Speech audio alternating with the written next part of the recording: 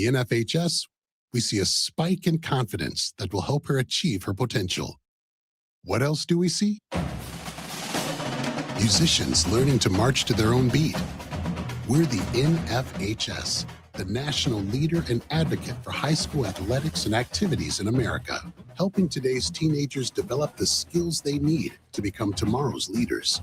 And we see it happening in communities across Wisconsin every single day. Learn more about the NFHS commitment to youth at nfhs.org. This message presented by the NFHS, the National Federation of State High School Associations. We are Fox Sports! I'm Doug Russell. Kind of a disjointed first Packers preseason game. The final result doesn't matter, of course, but there were some encouraging signs. Trey Smack, the rookie kicker that had been struggling in practice, was solid. He went 3 for 3 on field goals of 37, 58, and 38 yards. Also made another 58-yarder that was nullified by a penalty. The Packers lose 28-9 to the Steelers in Pittsburgh. They'll be back on the practice field on Sunday. Their next preseason game is a week from tonight at Denver.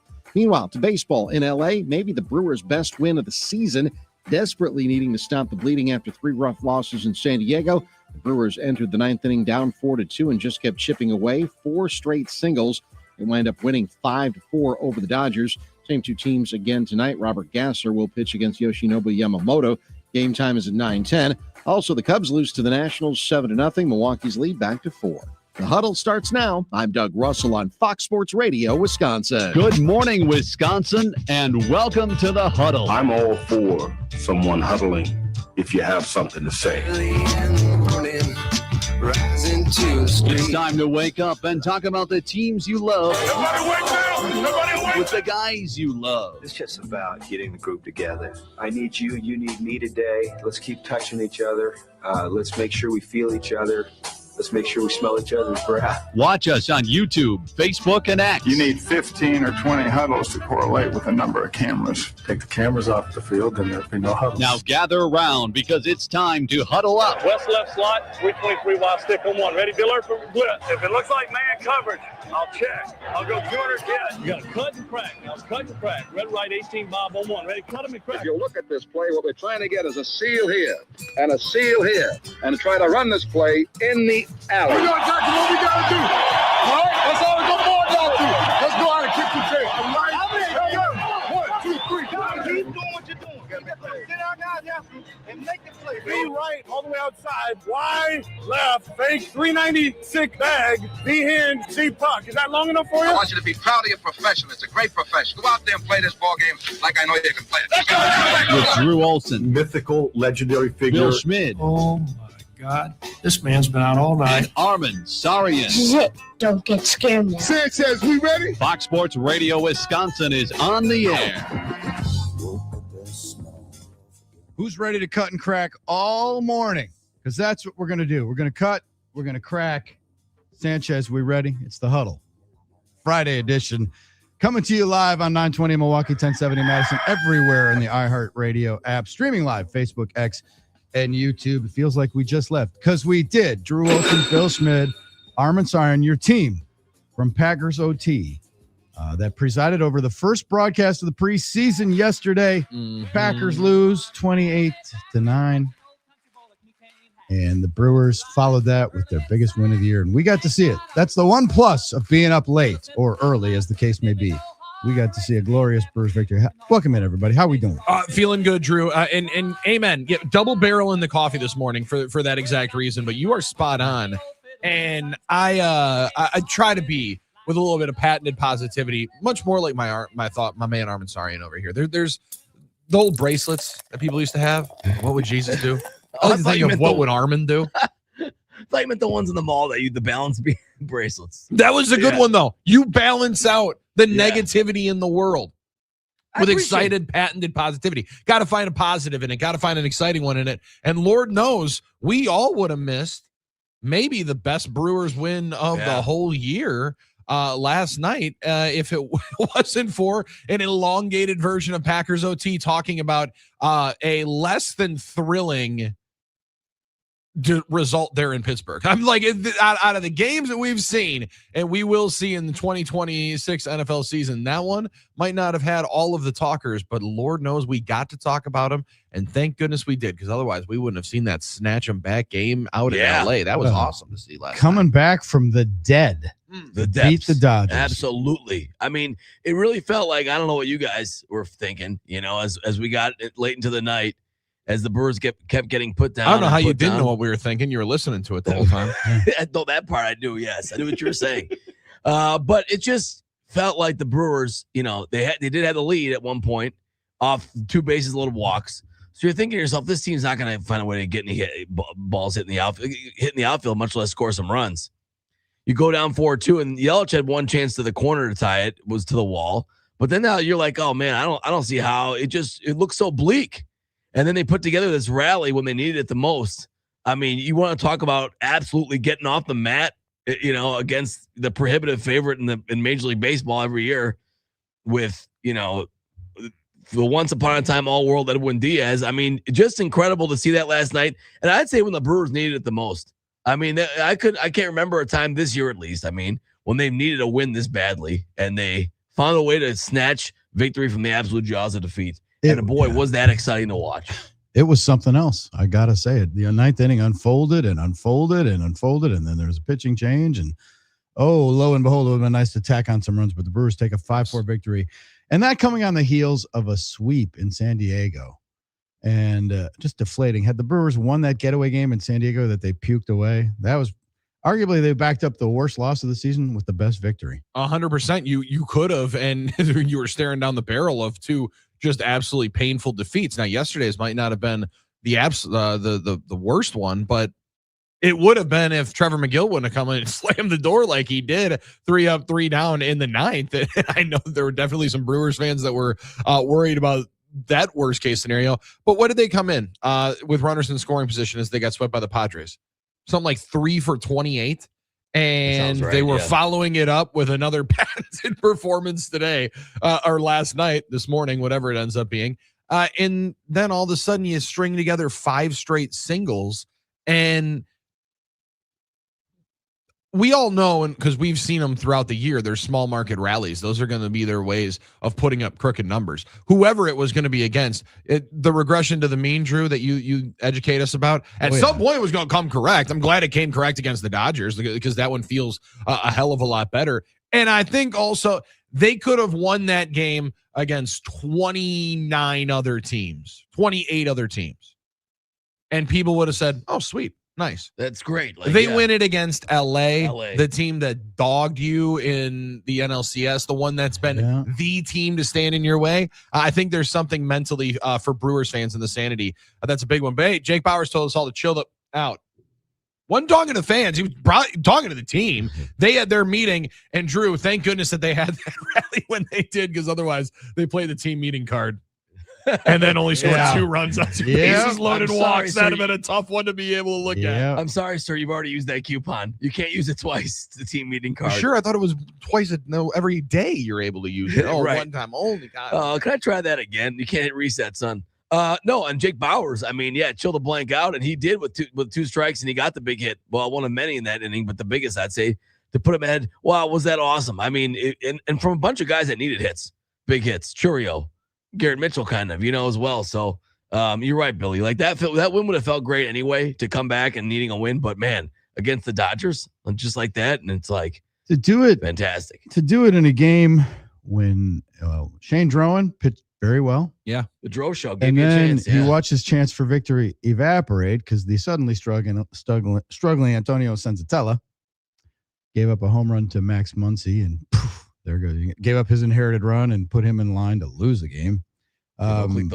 That trend, those tweets. Yeah, that one's that's a tough one. He's had a tough one. Max Muncy's hit more homers at Dodger Stadium than any player in franchise history, which is not nothing. Well, and they Carter's fastballs, and they threw him a couple. They threw him a couple right after he hit one nearly out of the stadium that just went foul.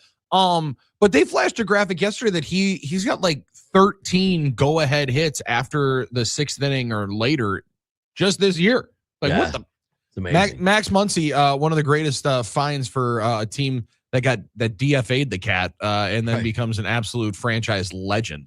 And they needed that kind of luck. The way they had to Yeah, fight it's true. not to get And talent. I mean, Nice that finally something goes their way. To win a game for the Brewers when Andrew Vaughn was playing third and Gary Sanchez was at first, because that's what they got.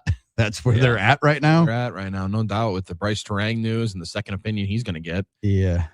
Well, and the first ball that gets rocketed over to Andrew Vaughn, there's like 8 balls hit 100 miles an hour on the ground last night, and one of them goes right to him.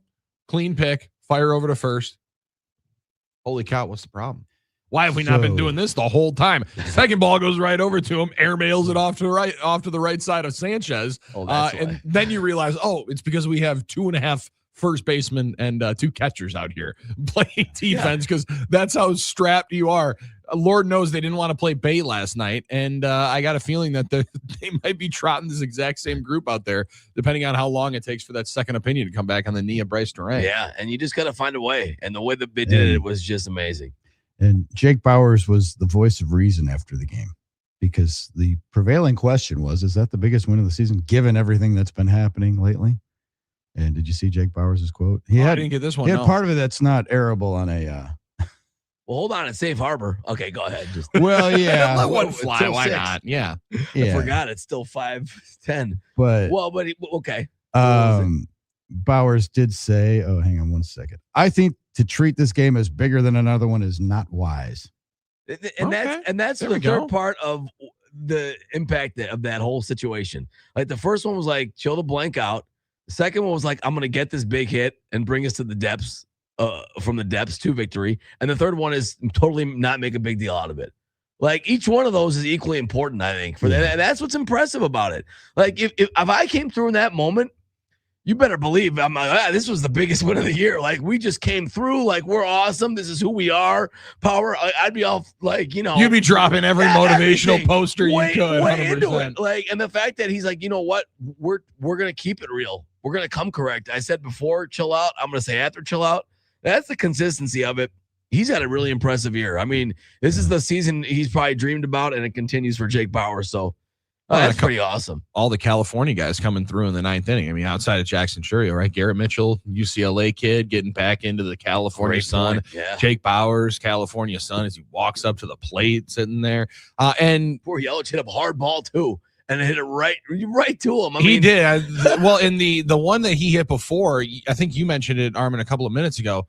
It's like 3 feet right of being gone from being a tie ball game. From being a tie ball game. He's sneaking it over the fence. But definitely a better number there. But it's interesting that that's how Bauers attacks it, because Garrett Mitchell, when asked, is that the biggest victory of the year? Definitely up there. Trevor McGill, I think so, at least for this season. That was huge for us to get the boys on track. Pat Murphy, it's got to be up there because of what we faced the last 3 days. Everybody can look at it differently, Drew. It's probably the healthier way to look at it for Jake Bauers, but everybody realized how difficult of a stretch this has been. And now all of a sudden, this whole series looks different. You get one win last night. You take that one away. Get Miz on Saturday. You're Gasser or Henderson victory away from winning the series. If you can count in a Miz start to be a W, you win 3 of 4, and all of a sudden you grab yourself a free half game against the Dodgers because you won the season series in the tiebreaker. Like that. That is a huge win to be able to get last night when you desperately needed it. If the Dodgers don't puke away the game, they would have pulled even with the Brewers in the best record in the league standings, and the Braves are a half game back. And we've talked for a lot this year about how important it is for the Brewers to have one of the 2 best records, and you win the series. You don't have to play. Mm-hmm. You don't tax your bullpen. You get to rest and relax, and don't give me that rest versus rust, because it's better to win a series by not playing it and not expose yourself to a loss and not get drained and get the battery drained the way they did in a grinding series against the Cubs. That should have been a 3-game sweep. Then it took the starch out of him for the Dodgers. So the butterfly effect is real. But Bauers, the SoCal guys, Mitchell had a hit in that thing. But Bauers is, quote, it's about not riding the waves.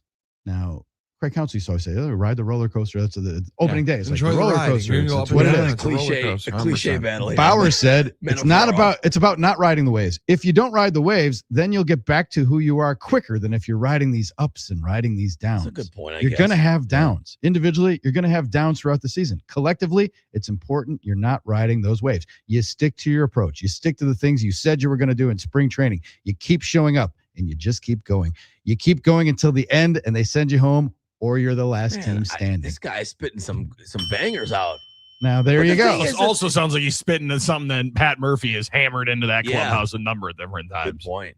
Although, if you never ride a wave, you're never going to enjoy that crest of the wave. You're never going to know what it's like. You're going to stay on the beach all day. That's the thing. You're Now, going to be like Armin, being too nervous. We had this, and it's the duality because we were helming Packers OT. And the Packers story last night, for those who didn't bother to watch, was Trace Mack, who's been shaky in camp. And he said, hey, how do you like me now? Yeah. Kicked 4 field goals. 3 of them counted. 2 of them were from 58 yards. And after the game, Matt LaFleur was like, hey, what'd you think? Well, it's one game. It's one game. It's only one. It's one game. Mm-hmm. And Trace Mack we'll play his interviews. He is about as non-committal and like low key as can be, which is good. You want your kicker to be in the middle like that. When you need that kind of call, you can't be a kicker and be high and low because you'll bury yourself after a bad loss. So Brewers, they were brewersing last night with the way what was it? 4 straight singles? 4 straight singles, 5 in the 9th. And do you take something into this? Because as I was driving home last night and trying to fall asleep, because as you guys probably learned, I don't know if the Megaplex melatonin ultimately was able to knock you out right away, but I was sitting there stewing and thinking about it for a while. That's how you're going to have to beat them, right? Like you're not going to get the pinch hit 3-run homer by Muncy. Unless maybe Andrew Vaughn comes up in that spot and you can count on that one. He was getting as regular at bats as you possibly could a year ago when he went on his power tear. So I'm not going to say he's not going to provide you that power, but you're going to need to be able to showcase that your little small market rallies are going to be able to beat the big time boys in a playoff game. And last night was as close to a playoff game as you are going to feel that type of intensity. And I think there's something in the psyche, definitely of fans, that you can do it your way and at least beat them. Again, it's one game. And now it's 2-2 over the series in the Dodgers and Brewers 7-game regular season series. But I think there was something to that last night of they got the big swing. You definitely weren't going to find it. You had to get 2 runs because they actually gave them to you. And Sasaki couldn't find the strike zone if he fell out of a boat. But then all of a sudden, late in the night, you were able to do what you do best and just be able to string a bunch of singles together. That's a great point. Like, you will not outslug that lineup. So to have that pipe dream is not necessary. Also, it's not a good way to go. You just got to be you. You got to be you. That makes it tougher, sure, because it's a lot more efficient to score runs with homers. But this is the way the Brewers have to do it. And if they can find a way to keep getting those small market rallies, it's an uphill battle, but that's what you do. And that's what you do well. So that's what they're going to have to hope to do. That's a great point, Billy. It's like in so many times we wish to be something we are not as Brewers fans, even though we are pretty good. You know, our house is nice, but we wish to be. But we something sure would like that not. in-ground pool in the Right. backyard. We worry with a about slide, what we are not. built-in basketball hoop. Yeah. Instead, we just keep paying our heater. bills. Yeah. Instead, we just keep paying the bills. Paying the roof. We'll play with the sprinkler. It's Paying fine. for the heater. Yeah, exactly. And play with the sprinkler and find a way to have fun. The numbers nerds will enjoy this, but Brewers were 3-38 when trailing after 8 innings. Now they're 4-38. Well, let me check your math on that. All right. But this is the one. In the 9th inning, in the top of the 9th inning, there was a point when the Dodgers win probability was 97.2%. Oh, yes. Oh, yes. We got one. That's about as high as it can get, folks. Love win probability. 97.2, and the Brewers flipped the script. Man, you got to feel good for Jake Bauers, too. Like, out of all the guys that have had good years, maybe none bigger than his. If you look at offensively, might be their best hitter and one of their MVPs. And just a career year of all career years. Career 221 hitter. And that's with this 268 year where his OPS is nearing 900. It's really, really impressive run that he's been able to put together. And just flying in the face, Drew, of us saying you're not going to carry the spring training results over. Dominated the Cactus League, and he's kept that thing rolling. That's wild. Under the radar heroes of this game, Shane Drowan, 5 1/3, 3 hits, tagged with the 3 runs, one of which scored when he left the mound. What the 3 other walks, left, 5 strikeouts, 85 pitches, and he got into the 6th, got an out in the 6th. And then D.L. Hall. Amen. Okay. After Senzatella gave it up and all hope seemed lost, D.L. Hall came in and shut him down for 2 innings. Huge. Not letting them tack on, let you come back massive and win the game. So he got a nice win, but hang a star on that one because he pitched 2 innings against the Dodgers, didn't allow a hit or a walk, and struck out 3 guys. And don't sneeze at who he went through. Yeah. Kike Hernandez, Otani, Pajes, Freeman. Like, he went right through the top of the Heart order. of the order, man. And 6 up, 6 down. It's just disgusting. That lineup is disgusting.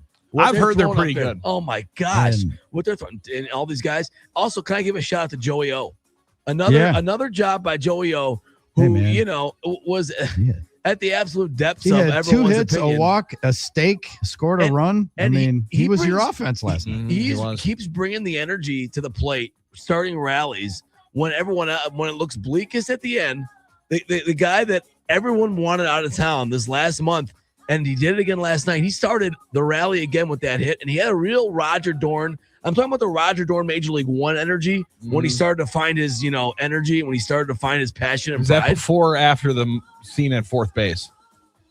I want to say after I think, right? yeah. I think it is after. Right Before after he became a done. clown in Major League Two. That's right. When he was like, he had to knock up the middle, clap into the dugout, like, let's get it going. Come on, like, let's go.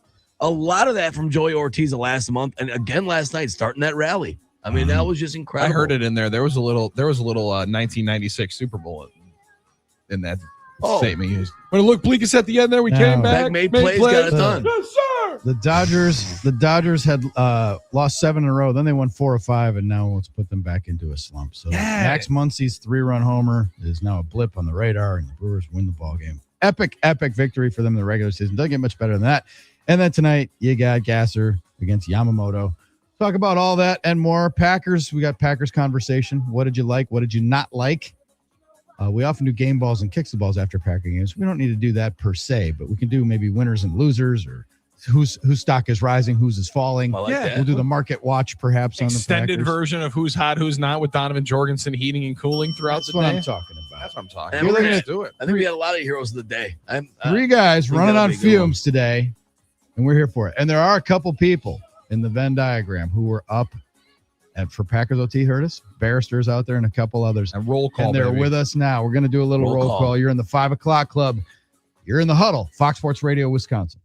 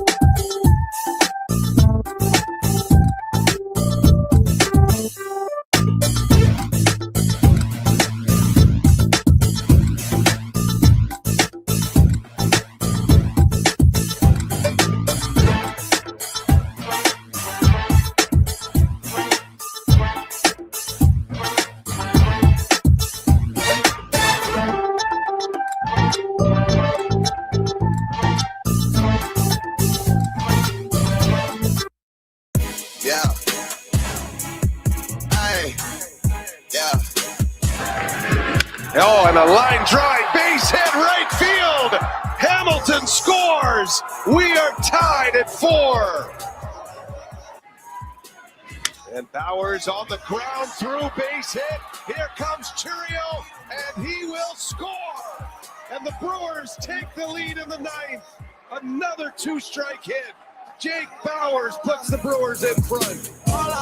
We the boys. Big Brewers win over the Dodgers. It's only one game, but it seemed like more. After getting swept in San Diego, Brewers win. Packers lose last night, but that's not important in the preseason. We're not really keeping score. We're watching development, trends, injuries. We're watching, and as kickers. JT the wingman Luckily, points out. kickers. JT the wingman from Knoxville via Sussex said, "Nice to see the Packers as the team less penalized last night." That was Amen. nice. Yeah, especially on special teams. It was 11-9 in penalties, so I don't know. It's like Well, but early on, the real sloppy ones. Yeah, A hot discrepancy yeah. there. No, that's but- having you had the best grade point average in the Delta fraternity house. Yeah, that's in the true. defensive line room. 1.9.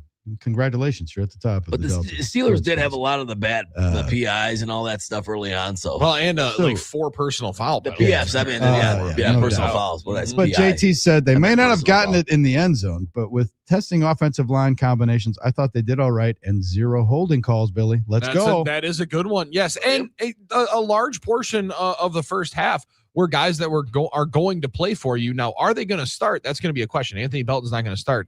However, the swing tackle is going to play in games. Like there's no doubt in my mind that if you're going to be the first guy in at that spot, you're going to play. You hope that Jordan Morgan and Zach Bacco-Boale don't miss any time, but it's the National Football League. There's going to be some that pops up. And Jagger Burton and Jacob Monk, I think, both played very well at times. And Burton acquitted himself quite nicely to the NFL game in his first one, and he played a number of decent dudes over there. Now, Pittsburgh didn't dump a bunch of their starters out there. They gave the camouflage that they were going to. We talked mostly about Rodgers, but on the defensive side, they didn't play. I didn't see Herbig out there. I did see Alex Highsmith out there at least a little bit. TJ Watt, Cam Hayward didn't play, but there's some real dudes over there on that Pittsburgh line, and I thought that they played well. Didn't open up a ton of holes, but if Aaron Banks and Zach Tom, there we go. Son of a dollar in the jar. Bacco-Boale. If Zach Zebach ends up being in there, I didn't even notice. Yeah, I caught myself right there at the end, but there you go, dollar in the jar. I think that they can be a better unit. And listen, they didn't go out and make wholesale changes, Drew, for a unit that was very underwhelming last year, but it did feel like they were also just kind of running it back.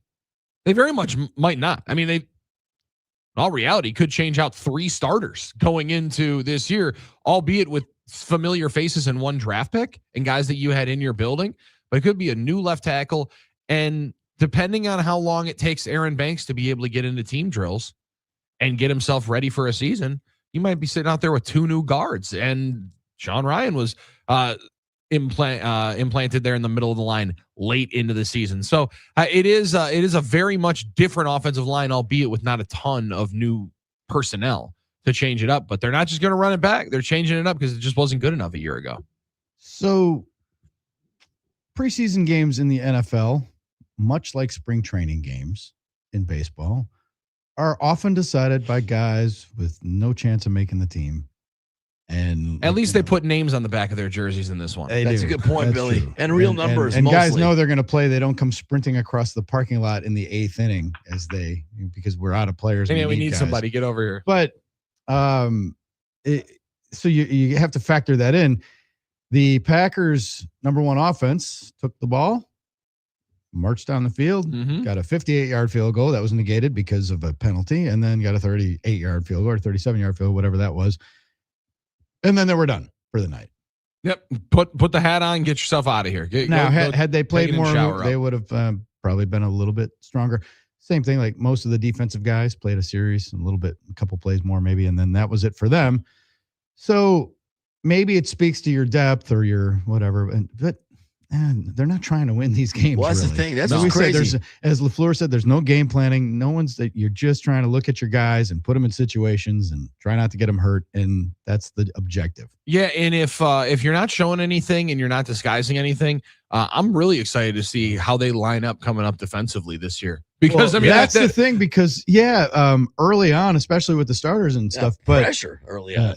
Jonathan Gannon was in his bag. It was going after him, and more than most. And very much so, like you look at Drew Aller's numbers, that probably is somebody that knew exactly where you're going with the football pre-snap because they're not disguising their cover three. They're not trying to show anything different than the cover four that they're running, and you know what is going to work on each individual play. But there's something to the pressure they were bringing early. I think it was twofold. One, they're going to be way more exotic than just mugging up 8 guys on the line of scrimmage. You might see that a ton this year. But also, they were more focused on getting themselves prepared for the season than worried about anybody seeing what they're going to do. Because that also has to be one of the most overrated things in all of sports. Is not after one anything? freaking game or 2 games, everybody knows what play you're running as well. There's only so many different ways, especially offensively. There's only so many different ways that you can play. Defensively, damn sure. Like you can disguise it and you can line up in different ways, but you can play cover 3 match, you can play cover 3 sky, you can play cloud for sure. There's variations of them. But if you're running cover 3, you're running cover 3. Everyone at some point is running mostly the same stuff. Let's not act like we're all breaking. That's a good point. Ball. And everyone is Bill Walsh reincarnated here in 2026. And no one ever asked this question. Isn't it also maybe more important to like practice being good at things other than worrying about other people seeing them? Like, okay, but yeah, you don't want to reveal stuff maybe, but like also if there isn't anything that exotic about it, like you said, cover 3, cover 2 is what it is. Also, like it's okay to go out and practice being good at it. Like, because if you're good at it, that should help you win games. Like, you know what I mean? That is kind of funny. But that's preseason. And we care about team results less in preseason and more individual results than almost any other time in sports. Because I guarantee if you stop most Packer fans in the street, they'd much rather have Trey Smack banging in 58-yarders, you know, and LVN getting sacks and still losing than the Packers winning by 30 because all respect to Kyron Drones and his family. Because those guys had big games. Like, that's just the reality. You want to see progress from important individual players in preseason, things that'll get you excited. You know, it's not much different than watching your rookies play in summer league when you're a Bucs fan. Like, I didn't really care about the result as much as Braden Burry's filling it up and stuff like that. So it is what it is. This is the time of year. But to me, when you see Trey Smack after all the, you know, investment they have in him basically is like needing him to work out and how important that can be in important games, as we know, and seeing him hit big field goals in a stadium like that was good enough for me to call it a success last night. You said 4 rookie kickers in the last 5 years they've had. Yeah. That's just crazy. That's a hell of a run. Honors. At some point, you think it's got to work out. They cheated our boy Lucas Van Ness out of that sack last night. Oh, they didn't give it to him? No, they didn't give it to him. I think they gave it to Zaire Franklin on the blitz. But again, Zaire Franklin blitzing is not something that I had planned in my recap of game number 1 in the preseason. Packers went with it, and they also played almost everybody. Right, like they at least got almost everybody ready to roll, and good to see Jaden Reed across the middle. Good to see him with a little bit of yak after a catch, wide open ball, just striked right across the middle by Love. That looked good, and hope you want to be able to finish off the series with a touchdown. But also, I would wonder, and you know, maybe those guys will be able to talk to him in the locker room and say, "Hey, exactly how did you feel at that moment?" Because you get in, you finish the drive, what you think it is. All of a sudden, the kid hits the field goal, and you're putting the helmet on, knowing it's one series and done. Probably putting the hat on, maybe loosening the belt. All of a sudden, they're like, wait a second, we got to go back out there. Oh, boy. All right, you want this one?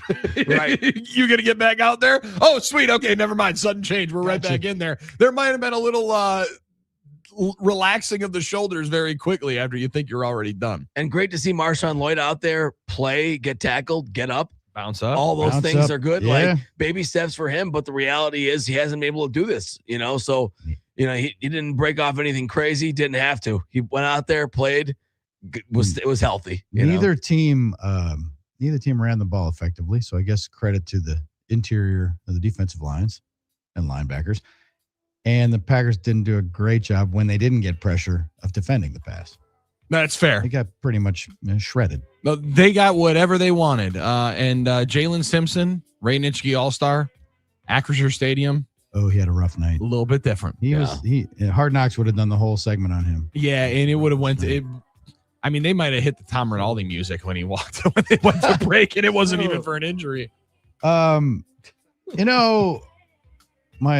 been looking at my Aura app because I have the Aura ring. Ooh, okay. Yeah, get your stats after last night on the food. Spent the night at the station here. Oh, well, in the office. Too. Yeah. Spent the Did you night guys here. snuggle or no? I was up. Those are nice couches in the performance. Oh lounge. yeah, I should have gone in there because I was in my own little lair and on a crappy couch and a recliner. But my Aura ring, I'm trying to see how ridiculous my sleep score is. And it says waiting for your sleep data. I don't think I got any registered data. You would have been better off getting steps in at this point. At this point, I would have been because I was thinking about that. did lay down and I did rest, and there were times when I was kind of drifting, and you have those kind of like your brain seems like you're dreaming. You're in and out of consciousness, right? I was in and out of it, but it's waiting for my sleep data. Like I've been up all night. They said, "Hey, excuse me, sir." So it's an all-nighter, but. There are people listening to us that were awake then and are awake now. And how about that? We love them. We love our 5 o'clock clubbers all the time, but especially after a late night for us last night. For example, the barrister hit us up. He said, got to hear you boys in the car on the way home from VA. Come on Shout out to our veterans. That's right. Come on now. Then when I got home, I got to watch the Brewers play the ninth. That's a nice doubleheader. Yes, that plays, man. And that's a nice one. That ninth inning is going to give you a lot of life. And let's not put the cart ahead of the horse here. Pump the horses, as our friend Brian Butcher likes to say. Horses. Rhonda did tell us. Rhonda did tell us. She said, speak positivity into existence. Now I spit on the shoes of negativity. Go Brewers. Also, well done, Smack. Couple more games, and will really help get that kid off to a solid start. Go Pack. Go Crew. Go Rhonda. I was thinking about Rhonda. Talking about the butterflies and how we're the butterfly and the Brewers are the gonna traverse through, and man, she started that positivity. Also want Rhonda to know my youngster was a big fan that there are 3 butterflies named after us. How about that? Yeah, that's huge. He's very excited. Now, may or may not have thought he encountered our butterflies like 3 or 4 times yesterday. So we might just be everywhere. I don't know, guys. We might have to have Rhonda. We might have to have her do us a favor and spit on the shoes from Bill from Madison. Uh-oh, come on, yeah, Bill. I saw that text. Come on, Bill. Bill from Madison. Come on, Bill. Coming in hot last night. Can we please play Vaughn and Bowers together for a few consecutive games? And it looks like the Brewers picked up another gas can reliever at the deadline. Can't wait to see Joe Blow Romero add gas to the fire. The guy hasn't even thrown a game yet, and you're tagging him with a nickname like he sucks. Sensintella avoided his wrath. Now, I don't know. Yeah. Come on, Bill. That was a great win. I understand, man, but come on. You put the wet blanket on right away. We got a more profound and nuanced take from Andy in West Bend, which we will share on the other side. It has to do with the Brewers and acquisitions, deadline acquisitions. You guys are on fire today with the text. And I'm going to... and again, I'm going to throw another bouquet to our pal, Doug Melvin, former Brewers GM. That's all lying ahead. We are here in spirit. I don't know about in body. We're just kind of floating in the ether right now. But Billy got Glazers. We're here in spirit. You're in the Huddle, Fox Sports Radio, Wisconsin.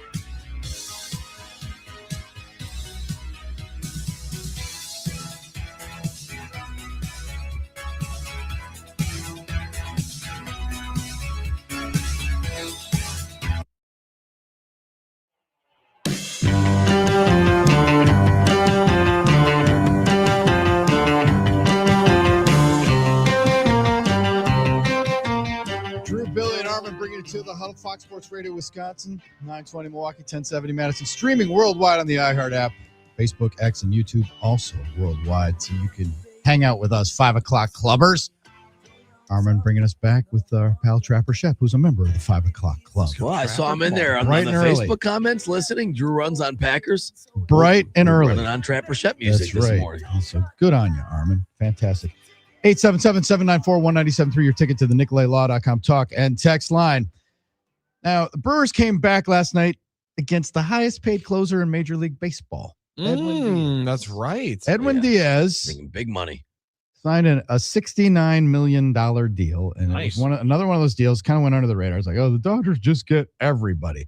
And then half dozen games into his tenure at Chavez Ravine, loose bodies in his elbow, needs surgery, comes back. Oh, he had the Scooble situation. Okay. Yeah, he comes back, has surgery, comes back. Loose Bodies. Yeah. That's the name of a different type of movie, too. So he comes back, and the results haven't been great. No, he's 6 out of 10 now in saves. He blew his fourth last night. 3 months out, and it's like 3 out of the last 4. Oh, yeah. Oh, man. So he's 14 appearances into a $69 million contract, and his ERA is now 11.57. Oh, beautiful. What a beautiful moment, because he signed like right as Tucker signed, right? Because it was, oh, wait, the Dodgers just won their second consecutive World Series and spend more money than everybody. They just paid somebody $60 million and got the best closer on the market. So he got a lot of booze last night. Here's his weekend, though. I mean, here's his last week. Checked into a 1-run game Friday night in Phoenix. Gave up a 2-run walk-off homer to Ryan Waldschmidt. Nice. Came back on Saturday night, 9th inning, faced Corbin Carroll. Corbin Carroll hits a tying triple. Oh, let's go. He comes back on Monday, facing the Royals, the last place Royals. 1-2-3 inning, no big deal. And here we are last night, 4-2 lead, and he pukes it away.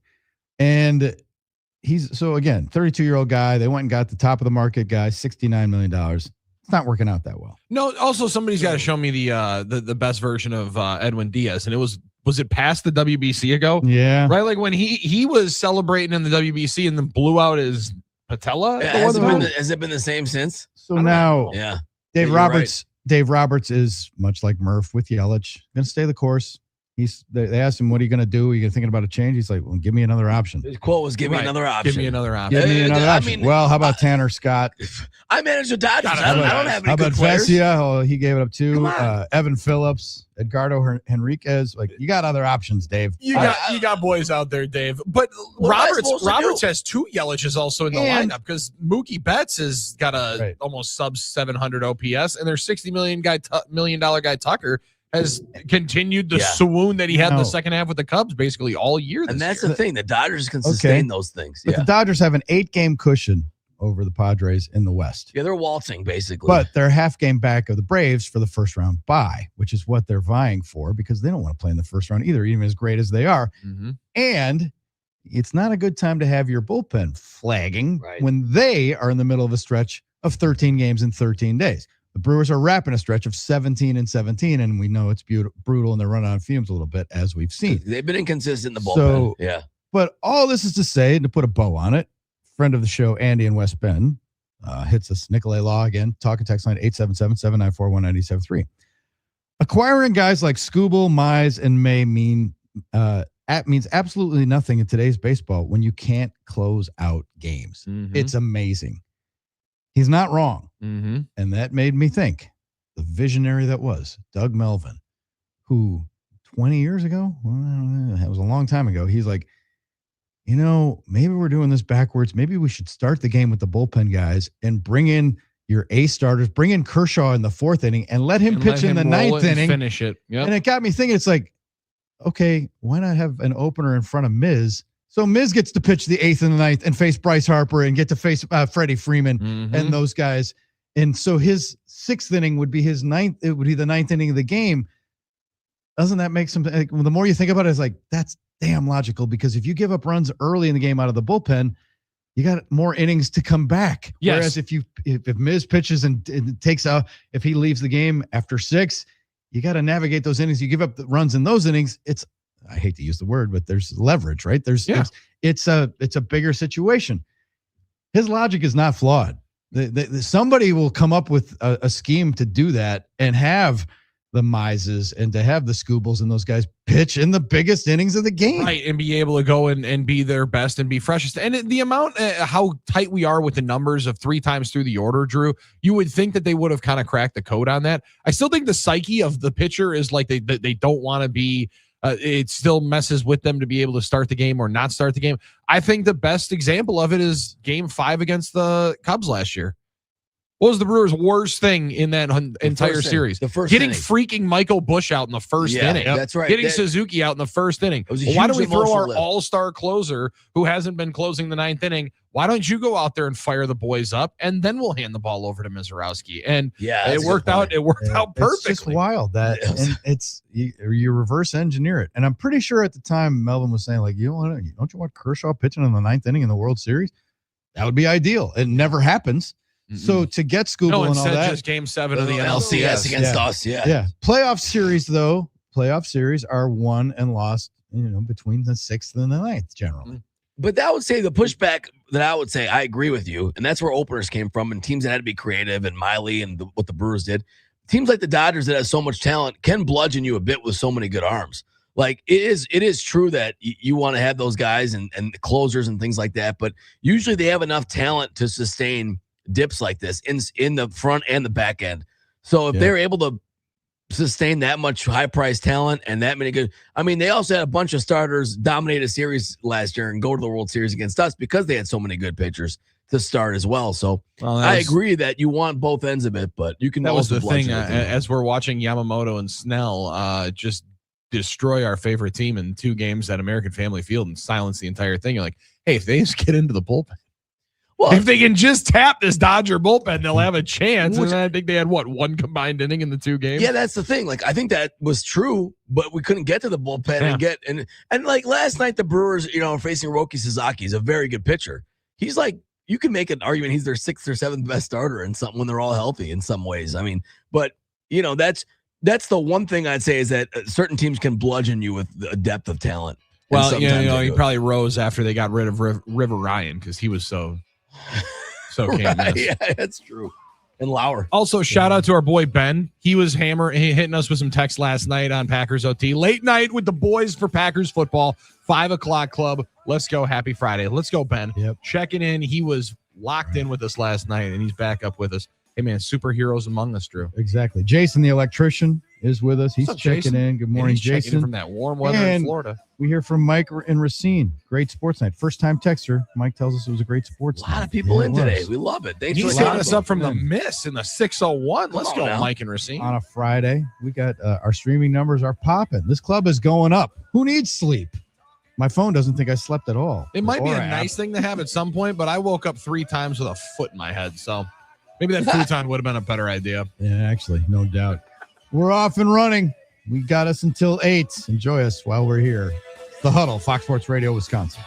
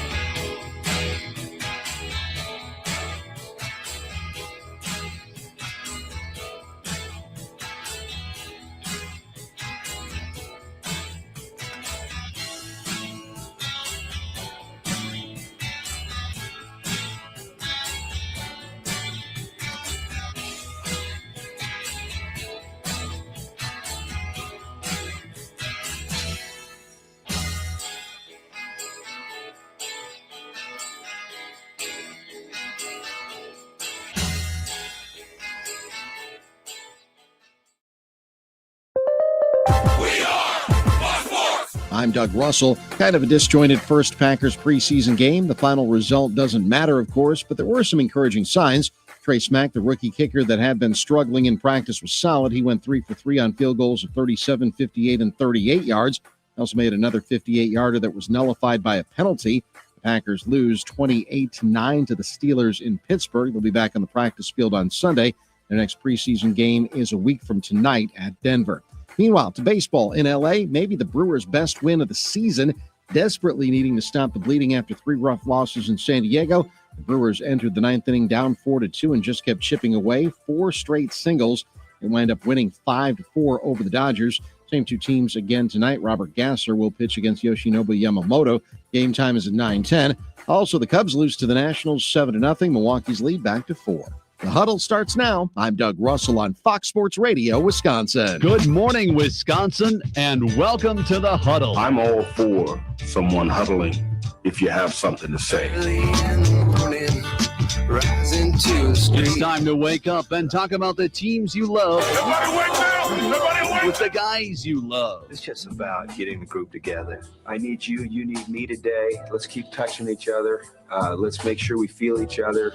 Let's make sure we smell each other's breath. Watch us on YouTube, Facebook, and X. You need 15 or 20 huddles to correlate with a number of cameras. Take the cameras off the field, and there'll be no huddle. Now gather around because it's time to huddle up. West left slot, 323 wide stick on 1. Ready, be alert for blitz. If it looks like man coverage, I'll check. I'll go 200 get. You got to cut and crack. Now cut and crack. Red right 18 Bob on 1. Ready, cut him and crack. If you look at this play, what we're trying to get is a seal here and a seal here and try to run this play in the alley. We got exactly what we got to do. All right? That's all we're going to do. Let's go out and kick the tail. All right? 1, 2, 3. Keep doing what you're doing. Get our guys after and make the play. Be right all the way outside. Wide, left, fake, 396 bag, D-hand, C-puck. Is that long enough for you? I want you to be proud of your profession. It's a great profession. Go out there and play this ball game like I know you can play it. With Drew Olson, Mythical, legendary figure. Bill Schmid, Oh, my God. This man's been out all night. and Armin Sarian. This is it. Don't get scared now. Sanchez, we ready? Fox Sports Radio Wisconsin is on the air. Sleep deprived but happy. That's the stat. That's the status of your erstwhile crew here in the Huddle. Fox Sports Radio Wisconsin. Drew, Billy, and Armin. We were here late on the air until midnight. The Packers OT. And here we are back at it. 5 o'clock clubbers make room. The 6 o'clock club is underway. Welcome. Welcome as Armin plays you in with a song from Mac and Devin Go to High School. One of the great 2010 stoner movies that you possibly could have. Well, yeah, that's true. I was just thinking of anything that referenced no sleep, and that was the line. Well, you know that no sleep is actually not a part of that song. Isn't that what he says? So we don't sleep? What did he say? That is in the radio edit version. Okay, well, we're on the radio. I know you're surprised that actually wasn't a part of the song. That's not the clean version. No, that is the super clean version. Yeah, the album version. Super clean version. No, instead that one references what we do. Around 7:48. Yes. 750. The wake and bake segment. There was a young Armin that didn't realize a lot of things. I didn't get the parental advisory track. Well, you would be like Wiz Khalifa in this movie. This movie would be showing a young Armin Sarian as Wiz Khalifa before Wiz Khalifa got to meet that part of the back end of his name. And he meets a young man that Snoop is walking in. Mac just won't graduate. Just won't leave that dang school alone. And all of a sudden, he busts out certain things from that backpack. Oh, that's a good movie. I watched that movie far too many times for as awful as it is. That seems like a Billy type of movie. That seems like that was on regularly in college. That would have been probably our college version of Super Troopers. Yeah, of which there's a Super Troopers 3. I can't believe it. I just thought 2 came out.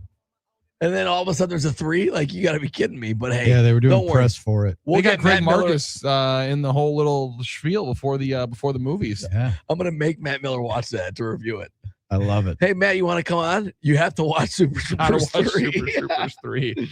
Yep. Oh man! All right, 6 o'clock clubbers, early risers, insomniacs, sociopaths. Welcome one, welcome all. We're caffeinated. We're gonna get through this, and then we're gonna crash. So it took 10 minutes for my Aura app to realize that I had a 2-hour nap, is what they're calling it. There we go. Well, Come on now.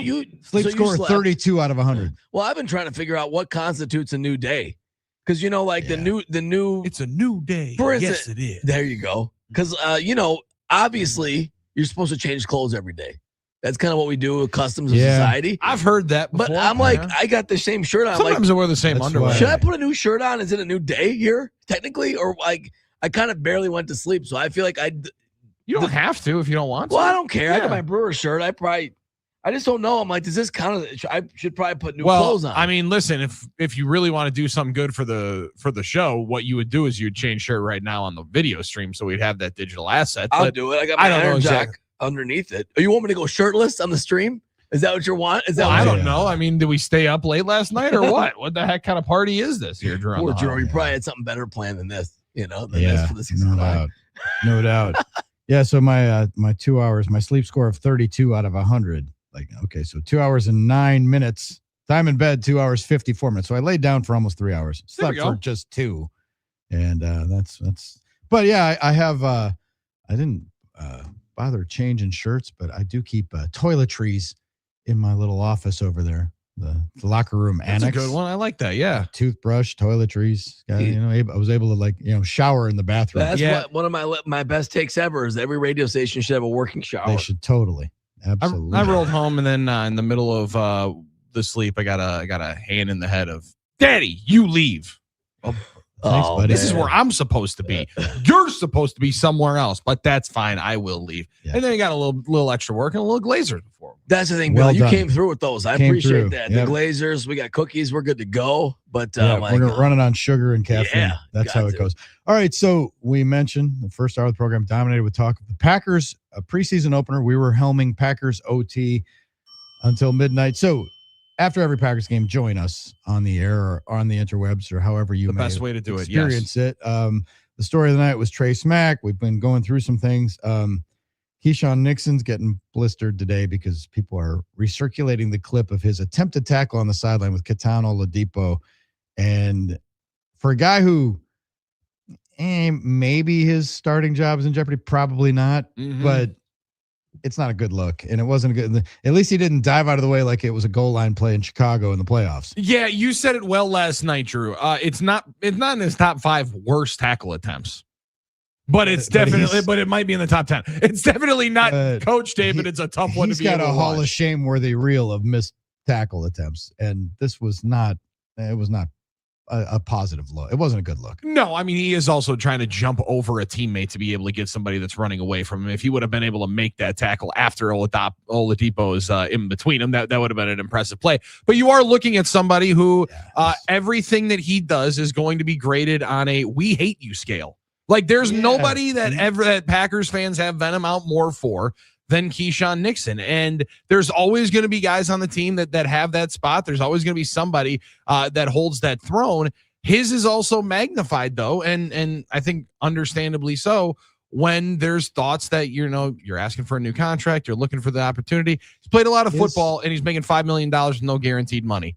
Any agent worth their salt would be telling him to try to find a way to lock in the guaranteed money for, I think, the reasons that we've all now watched. They are hoping to be able to find somebody that would take that spot away. His Q rating has been trending down since he stopped returning kicks, and since he expressed the idea that he's like too important to return kicks and can't be bothered. For sure. Since he got expectations and money and all that, that's how that goes. And then it comes with the label of number one corner because that's what he thinks he is. And that's how he carries himself. Well, that's what the football team thinks he is. That was what he lined up as last year, right? Chart, Again, the cornerback one is he like the number one starter for a baseball team or an ace? Is he an ace? Yeah. Would he be the number one on your team? Yes, that's it. Would he be a number 3 on a team that might be winning a title? 1,000%. But again, to say that he was, self-admittedly so, also appointed by the team that way as well. Yeah. That's true. But like we said, there's that element of when you say guys who woke up on third base and think they hit a triple, because they were handed something that, but but whatever the circumstance, you were handed something that, Well, but again, Keyshawn Nixon was also at one point a first-team All-Pro returner, right? So, you're looking at it and seeing where he was there. The team then tries to find another way to put you onto the team and find different ways to go through and get you opportunities. All I think about is he's not this guy. So immediately people are going to jump on. Don't compare him to Devin Hester. The Bears wanted to find any different position to be able to get him onto the field. You know what he was? The best kick returner of all time. That's right. But that position, we're going to see it now with Sky Moore as well. You saw him last night. They're going to find ways to try to get him on offense. More out of the spot. You want more out of the spot. But what you're on the team for is that exact purpose. And then once roster implications and what else transpired around you happened, he was forced into another spot and has not lived up to that position that they've put him in. They also haven't found guys that have replaced him. They've brought in plenty of bodies. So this one now appears that they have one with Brandon Cisse, and we'll see if he's able to hold off Benjamin St. Juste whenever into the lineup. But he has the ire is up for Keyshawn Nixon. But Packers fans, they're doing something. They're bringing in as much competition as they have at this point because there wasn't a ton that you were going to find during the offseason outside of the young man that just signed with Seattle. Yeah, anybody signing up? Anybody looking to line up to try to sign Terrion Arnold before the Seahawks grabbed him? Set to sign with Seattle, and that is stunning. That a guy with 8 pending felony charges, 8 pending felonies. You got a lot going on. Is signed by the Super Bowl champs and the team that's on Hard Knocks. You want to talk about protecting the shield and having something on broadcast every night? When you look at that and you say, and Tony Romo is not allowed to work the well, opener. that's how you know it's not. Yeah, no kidding. I mean, that's how you know it's about the talent. Sometimes. I'm not condoning driving under the influence, and Tony Romo let the courts have, but that's how the NFL works. 1,000% true. Yes, they're the compromises that they've made and the deals with the devil that they've made. I mean, out in the open. This is very early, and we're sitting here and how can they bring Terrion Arnold on? We're waiting for details on Josh Jacobs. Yeah, still trying to figure out if those charges we don't know where that's going to go. If your talent's good enough, NFL teams usually. But again, one is awaiting charges to actually be filed. One has 8 felonies that are already on the table. Yeah, kidnapping. You could be life in prison. And basically, first I have to ask the barrister because he's the expert. But first offense DUI in Wisconsin is basically a municipal ordinance violation. It's not even barrister's up. Basically, barrister. I know. And so Drew, and they're both horrible. But come on. Yes, 1,000%, and it's what the Shield is, and the Seahawks is a fascinating team because I missed the first episode of Hard Knocks. I will be watching to see how and if HBO fires in all of that content of the behind the scenes visuals of them deciding. Now, it's funny because John Schneider is their GM, who hails from De Pere and was with the Packers and wants to be in every conversation. Is a Ted disciple and Ted and Ron Wolf tree, right? Well, he's looking at tape, right? Well, that's the thing. But can you, in your wildest imagination, police tape, think of the Packers bringing in the guy who's in Terry and Arnold's situation right now? No. No way. I mean, we've had. I some could issues see here. Armin running shirtless remember- on the field before I could see. I him remember signing one of with the most chilling moments in Packers press conference history, and there've been a few. Just like when Bart Starr screamed at Dave Beagle, "What do you know about comeback ability?" and stuff like that. Really, I didn't know what this. There were some epic meltdowns That's like awesome. that. Yeah, basically, like Bart Starr wouldn't talk to the press. If Beagle was in the room for one point. Bartlett, wow. Rest in peace, Dave Beagle. But was when the Packers acquired Corin Robinson, who had I think 2 DUIs in his past or something. 07, right? That was a big. Ted Thompson in a rare moment at the podium, and Cliff Crystal, working for the Journal Sentinel, my teammate, said, "What are you going to do if this guy kills somebody on the roads in Green Bay? What's the organization? What's the stance? How do you answer that?" Wow, no kidding. I mean, they had a guy full time, driving him and staying with him basically to babysit, but there's no answer to that, right? And so that's a tough thing for GMs and what are you going to do personnel people, because they want to make their what team are you better. going to do if this guy's allowed to play and then you're getting into the playoff time and then here come the charges and he's going to be bound for trial, or oh boy, okay. 100%. But it was one of the more crazy conversations, because I was a young Packer fan at that time. They had never been in any scroll with any player with a problem at that point, and to have him brought in, you can't answer that one with any clear confidence. A former 9th overall pick, he was going to get opportunity, and Terry Arnold again for first round pick. Somebody was going to give him another chance, and they decided, why would we wait for that legal process to play out? The complete opposite of college football. Let's just wait for all the courts and Congress to be able to give us the answers. The NFL's like, I don't know, we're not waiting for anybody. Come on in here. We got games to play. There were issues some guys had when they were here, but not to bring in. I mean, the closest thing is Andre when they brought him in, but he wasn't under any certain current legal issue. Yeah, 100%. So it was just, Lisa left. I was just burning his shoes in his house. Burning his house down. Yeah. So TLC, that was cloudy, and he ended up being a good Packer and a contributor. Great pickup for that year and all that stuff. And they stuck with Brooks after that and then gave him the deal and not rise him. But that's just the way it goes sometimes, Yeah. So and again, here we are saying, how can they sign him? And Josh Jacobs is practicing, didn't play last night because of his groin, or so we're told. Yeah, but I totally get it, but again, it's different circumstances. 1,000% different, vastly different circumstances. So it's is it hypocritical of us to arch an eyebrow and say, how can the Steakhouse bring that guy in when the Packers are waiting for Josh Jacobs to be cleared so he can play? I mean, maybe. The Johnny Jolly name is Steve. This is Steve brings in. That was also another one. That Latroy Guion was one long past after their time with the Packers. Yeah. Now that'll be the talking text line for the next couple of minutes. Well, and didn't we have? Zadarius. I was going to say Zadarius making the weed run with the boys coming back from Chicago. Yes. Was it Johnny Jolly or Latroy Guion? Both had. They both, Did you mention that? The lean. I was in the tech. I was doing. No, some you're text, all good. You're all text good. line stuff. Both with the lean. Yeah. Johnny Lean, Jolly right. especially the lean.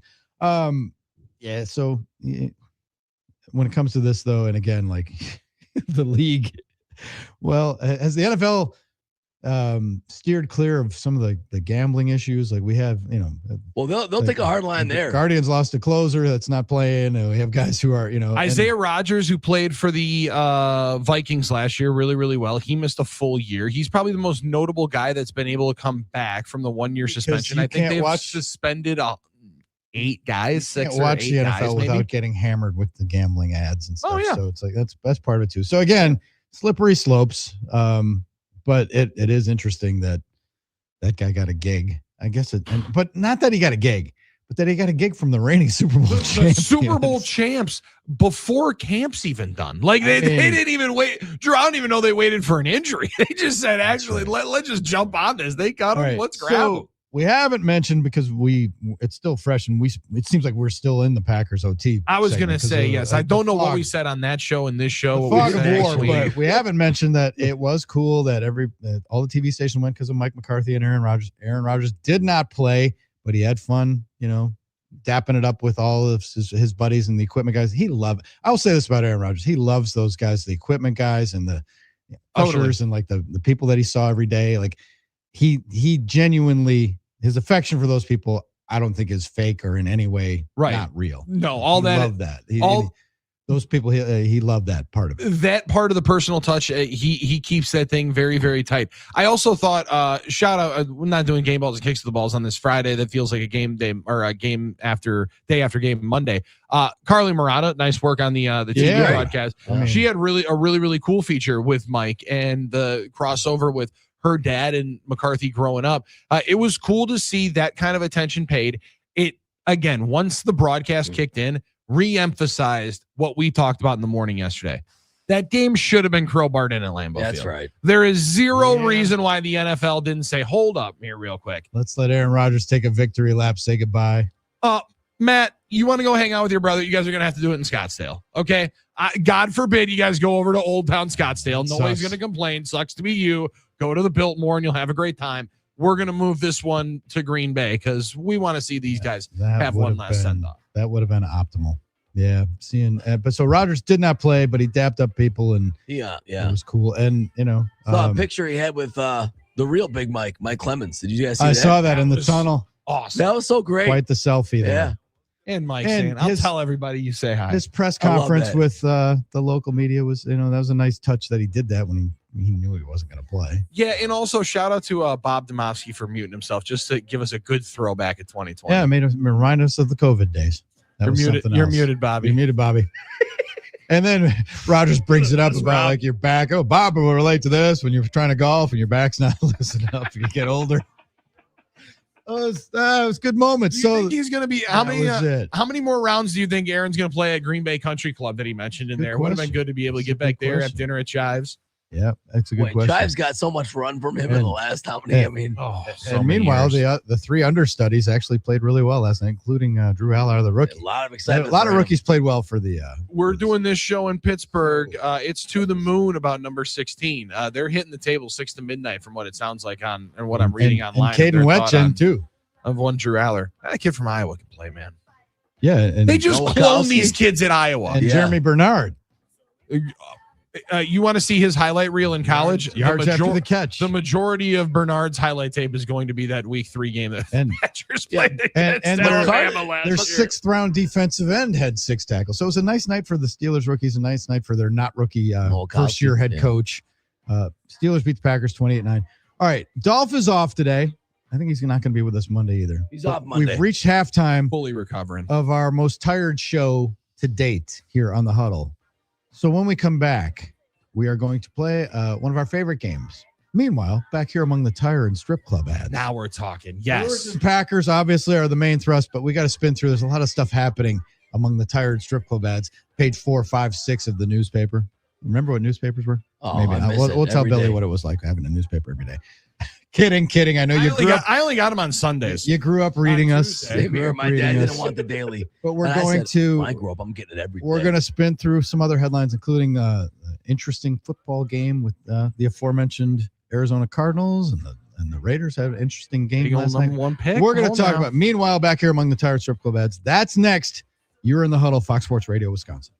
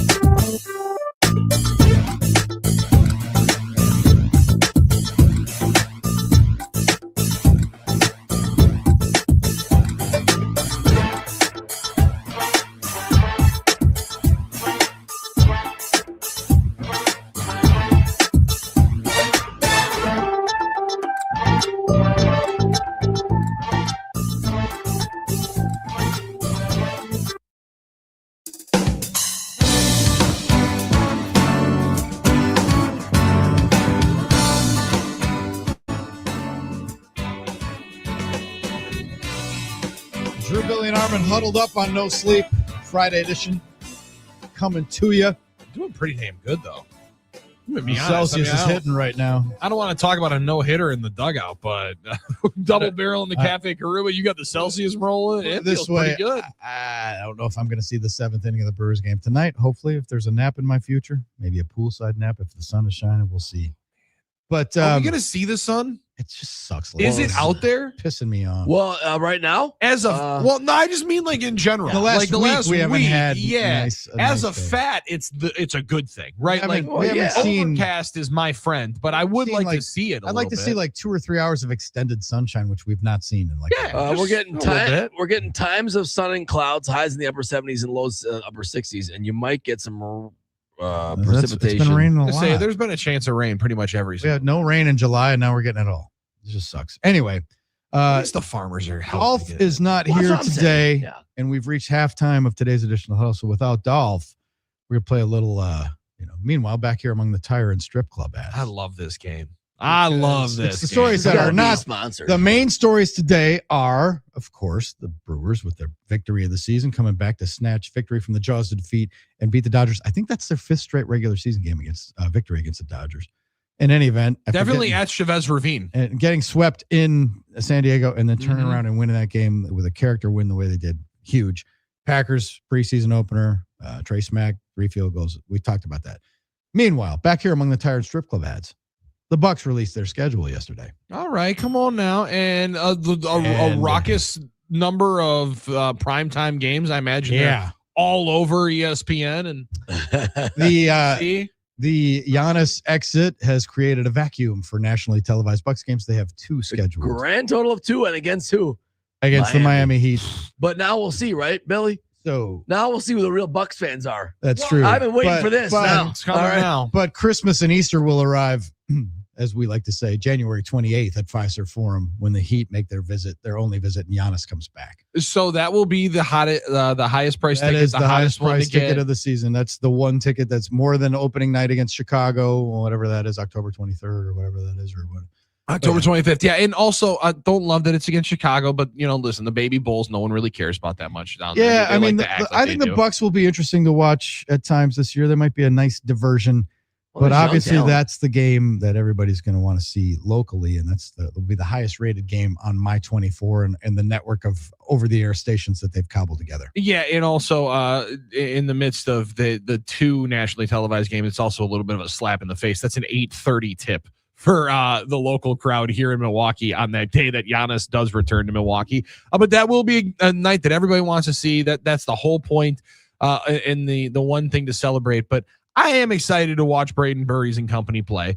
I, as Whitnell Falcon, am very excited to see Tyler Hero play for the hometown team. Sure, understandable. And also to see how well he plays to hopefully be able to flip him at the deadline and get even more draft assets. That's Right. another point. That's right. I mean, you have some young, exciting players, and don't forget about the other guys you got in that trade, Jaime Vasquez and all those guys. I mean, there's going to be an interest there if you are. I thought they were going to trade Jaquez for Peyton Watson, so that's why I Well, haven't been maybe getting in on the Jaime I Jaquez don't one know. yet. I wanted to figure out. I've been being told by all these different NBA GMs online that they were going to go trade for this Peyton Watson cat from the Nuggets. Well, too. I kept hearing we were going to flip Hero too, so I didn't want to get really too invested yet in the hometown Hero thing yet. But I think we're going to try and the Bucks are going to try and win next year because there's no point in tanking. They don't have a pick unless they acquire one, right? Unless they acquire one. Well, So- they're also not going to acquire their own. So yeah, to your point, they're not Yeah. incentivized to lose. They're not incentivized to be the worst I guess outfit you're out right. there. Yeah, They wouldn't have their own, so it wouldn't matter anyways. That's a good point. I don't know, brain fart. Sorry unless about New that. Orleans wants to give it back and just be nice. Yeah, that's I Not guess happening. possible. But there's interest. All So right. it's like no nationally televised games, but you do have the free TV. So I mean, if you like seeing a Armin team loves build, anything that's free. That's what if I'm it's saying. free, it's me, and give me 300 if it's Armin. And, Yeah, and I know there's So- a little hero conflict. I like being around my teams when everyone else is kicking them around. Okay, now you know I was here when we lost 106 games in 02. Now you know I'm here when the Bucks are rebuilding and when Billy was the ball boy and we this will own be the future. This is the good test case to this is what the Royals were in a couple of years ago, right? You sold everything, you did everything you could to win the title. Would you take one title to 10 years of suck? All right, well, Welcome to it. if you always say yes, Drew, Why don't they call you got a number Welcome for to somebody it. that they could call for season tickets, right? Yeah. You got a number that they You could better call for sign a up. 10-pack. You better go in there and get one of those Sign up. packages. Yep. Meanwhile, back here among the Tire and Strip Club ads in the NFL slate last evening, I think the most interesting game, because we're going to be following the Cardinals tangentially. They're coming to Green Bay for the joint practice and the LaFleur family reunion. Mm-hmm. Cardinals beat the Raiders last night 27-14. They didn't use him in the Hall of Fame game, but they unleashed the number 3 overall pick, Jeremiah Love. Quick feet, good runner. He had 11 carries for 58 yards, 5 yards a carry. He was finding holes, took some hits, also caught 3 passes for 14 yards. So his career is now underway. He broke the seal. He did nicely. Nice job. A lot of positive pub. Yeah. Yep. And so Mike LaFleur is now 2-0, and they might not win 2 regular season games, but they're 2-0 in the preseason. Well, 1-1 actually, because they lost. Oh, that's right. They ended up losing that Hall of Fame game on that miraculous I forgot end about of the that, game yeah. play. But I had that as a win, and then they snatched defeat from the jaws of victory. there. But also, Drew, they've played All right. two of the most thrilling preseason games you could have. Yesterday in the first half, the Cardinals went 15 for 15 at quarterback. Mm-hmm. I think it was 10 for 10 for Gardner Minshew, 5 for 5 for Jacoby Brissett, who held out for that super massive contract extension that he got. Also threw a touchdown pass, but interesting one there for the Cardinals. The other side of that game was the Raiders, where Kirk Cousins presided over a scoring drive in his only series of work. 10 plays, 68 yards. He was 5 of 6 for 50 yards. He found tight end Michael Mayer in the end zone for a 13-yard TD. And then Fernando Mendoza stepped onto the field, and he showed some resilience. First drive wasn't great, 2 incompletions and a punt. And then the second drive, he started to find himself a little bit. Cooked a little bit on that 10-play touchdown drive there. No kidding. There's definitely excitement there, and understandably so. But I love it's like slow start. No, his resilience. There's some resilience. And Mike Washington took over that drive too, at 53 yards of rushing in that. And Mike Washington was the guy that I thought the Packers were going to be potentially in on, Drew, during the draft process. He was one of the running backs that came right after Jeremiah Love. I think he was the 3rd guy off the board from Arkansas. And so even though he's the number 1 overall pick for a rookie quarterback, first series, 3 and out, wobbly. Second series, presided over a touchdown drive. Third series, 3 and out. And then the 4th and final drive puts him in the field goal range. And he finished the night 10 of 16, 97 yards. He was pressured on a lot of his dropbacks. Yeah, he was under some siege back there from what it looked like. He was sacked once, but he faced some pressure. He had a much better night than poor Aiden O'Connell, who's also there, and they keep bringing up in the midst there of the quarterback conversations in Las Vegas. Did they give him that polo shirt that he walked in like in his welcome package? Did you see it? Yeah. I gotta see this. It literally says has the Raider logo and then says player underneath it. O'Connell? Yeah. No, Fernando. Oh, Fernando. Wow. It legitimately looks like, Armin, you got to look at a picture of it. It looks like Fernando looks like the Catholic school or private school uniform polo shirt that you're going to have with the big old logo of the school right there. I liked it, but he's fitting into the NFL. He's going to be one of the most talked about players possible to see. Does Curt Cignetti's offense just work in college? Because he's also boasted now, Drew.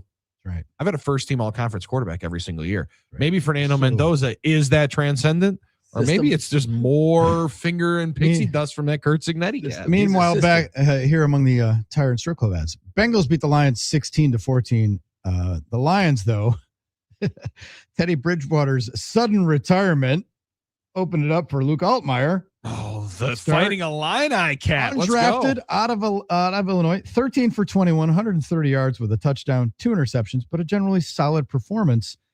And then Josh Dobbs is now the backup who got into town. They signed Dobbs, yeah. He entered the game in the second quarter, splitting snaps there. And he was 4 for 8 off the street for 32 yards. So did Teddy Bridgewater just decide that coaching high school football is actually better than being in the NFL? Well, even if you get in trouble. Even if you get in trouble, might as well still go back. That was really out of the blue.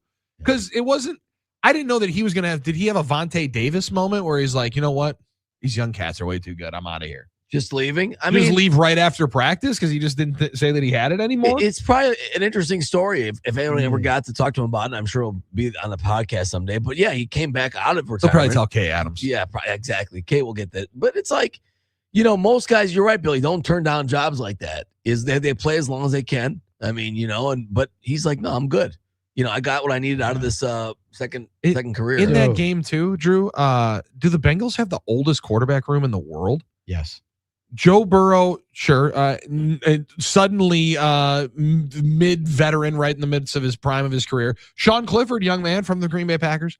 But Joe Flacco and Josh Johnson. Olds. First-round pick from 2008. Yes. With Joe Flacco. Josh Johnson, also of the 2008 draft class. My God. Flacco's got to be one of the first player coaches we've seen. He's got to become that. That's my next goal for Flacco. Like, play coach. I want you to literally have a headset, but not just as a player suited up. Have the Microsoft Surface, have the pad. 138 years between the four of them. That's epic. Meanwhile, amazing. back here among the Tire and Strip Club ads, in the most preseason result ever, the Patriots and Colts tied. Yeah, the biggest thing from that game was Vrabel chucking the challenge flag, right? Mm-hmm. Yeah. So that's the highlight. Like it was his phone when the New York Post texted him again. Hey, that was a good one. I was waiting for something. I'd been sitting on that one. I had been sitting on that one for a while. I knew it probably wasn't the right time to. So that's okay. Billy will love this because one of the notable plays was that first-round pick for the Patriots, their tackle Caleb Lomo. Okay, yes, he started was doing all the dances, and his most significant play was a borderline questionable, ineligible man downfield penalty that wiped out a big play. And so Vrabel's got to be pissed about that. Come on, Stripes, let's go. Caleb, what are we doing? Yeah. What are we doing? A big night for rookies. The Texans unveiled their starting rookie center, Keelan Rutledge, played one Good drive. player. Let's go. So yes. He's a solid starter already. He's just like entrenched, treating him like a veteran. Is it one drive you're in? In that game, Graham Mertz went down with an injury. Former Badger, getting some action with the Texans. That's so. All right, Graham. I didn't know he was out there. Titans beat the 49ers 19-13, but the Titans played both of their first-round picks, Carnell Tate and Keldrick Falk. They got starts and they got targeted, but they held up pretty well. They had some sweet Oiler-looking kind of throwback font. Is that what they're going to wear? Those are their new jerseys. Yeah, I like that a lot. And speaking of hosiery, really quick, Packers last night again in the White Sox. Oh gosh. Yeah. Can we go back to the Green Sox? Maybe it's over. Maybe I should just stop with this crusade. So, they said last year it's over. Forever? I thought they were going to try White Sox. Yeah. I thought they were going to try it for the year. They said. I didn't know it was going to be the future. Okay, that's like when your high school girlfriend said, "I think we should maybe just see other people and just try it out. Take a break." Yeah. Okay, when's the break over? That means it's over. It's done. All right. Also, the last story for meanwhile back here among the Tire and Strip ads, like we can talk about Jaden Daniels bitching about his number, and we can talk about. Well, that dude's not backing down. By the way, did the Aces make the playoffs, Armin? They did. They clinched last night. Clinched the playoff spot. Cow, let's go. Come on, Asia. And in news that would percolate in the NL Central and down the line, Hunter Green of the Reds is on the shelf. Will have Tommy John surgery for the second time. He's out the rest of this year and all of next year. And all of next year for the former number one overall pick. He was on Sports Illustrated had a cover story on him saying baseball's LeBron or the new Babe Ruth, because the headline, the caption was, he's 17, he mashes, he throws 102. Hunter Green is the star baseball needs, but first he has to finish high school. Man, that is no one can live up to that. The next Babe Ruth. He was a two-way player for Notre Dame High School in Sherman Oaks. He hit 102 on the radar gun, and he hit 450-foot homers. Now, Armin, what are you gonna say? No one could live up to that, except there might be somebody that is. Well, Shohei, but I do remember somebody getting that tag coming over from Japan. Okay, but kind of doing it. No one told him at 17 you got to be Babe. Maybe you're right. No, he just told everybody else. Yeah, he just told everybody else, I'm going to do it. Oh, and you might have to check with Maddie. I think that was one of the first years that they televised the draft. Yeah, and mostly because Hunter Green was the star attraction. Only a few guys have lived up to that type of hype. A month ago, he dominated the Cubs with 7 innings and 12 punch outs. And now he's on the shelf for. He's talented. And coming back from 2 years, and he signed a 6-year, $53 million deal in April of 23, banking on his talent. And now he's on the shelf. And now he's on the shelf. And a couple of weeks ago, he was day of the deadline, one of the hot names that was thought to be available. You might be able to pry Hunter Green out of Cincinnati. You might be able to get him. Maybe they knew something, or maybe they should have struck while the iron was hot. Yep. Yep. That's going to be a tough one to sit back in. It's hard emotionally when you put so much into a prospect to just say, all right, we got to take a break. Otherwise, back here by the Tire and Strip right. Club ads, we're going to be reading bowling honor scores and stuff and holes in one. And I'm going to be telling you about the Magic Johnson highlight tape that I'm watching. Happy birthday, Magic. Yep, there you go. When we come back, though, I will, once again, I'd like to call out my own hypocrisy, and I will do that next. You're in the Huddle, Fox Sports Radio, Wisconsin. Hey, run for your life. Let me hear you say OV-ho. OV-ho. Say OV-ho.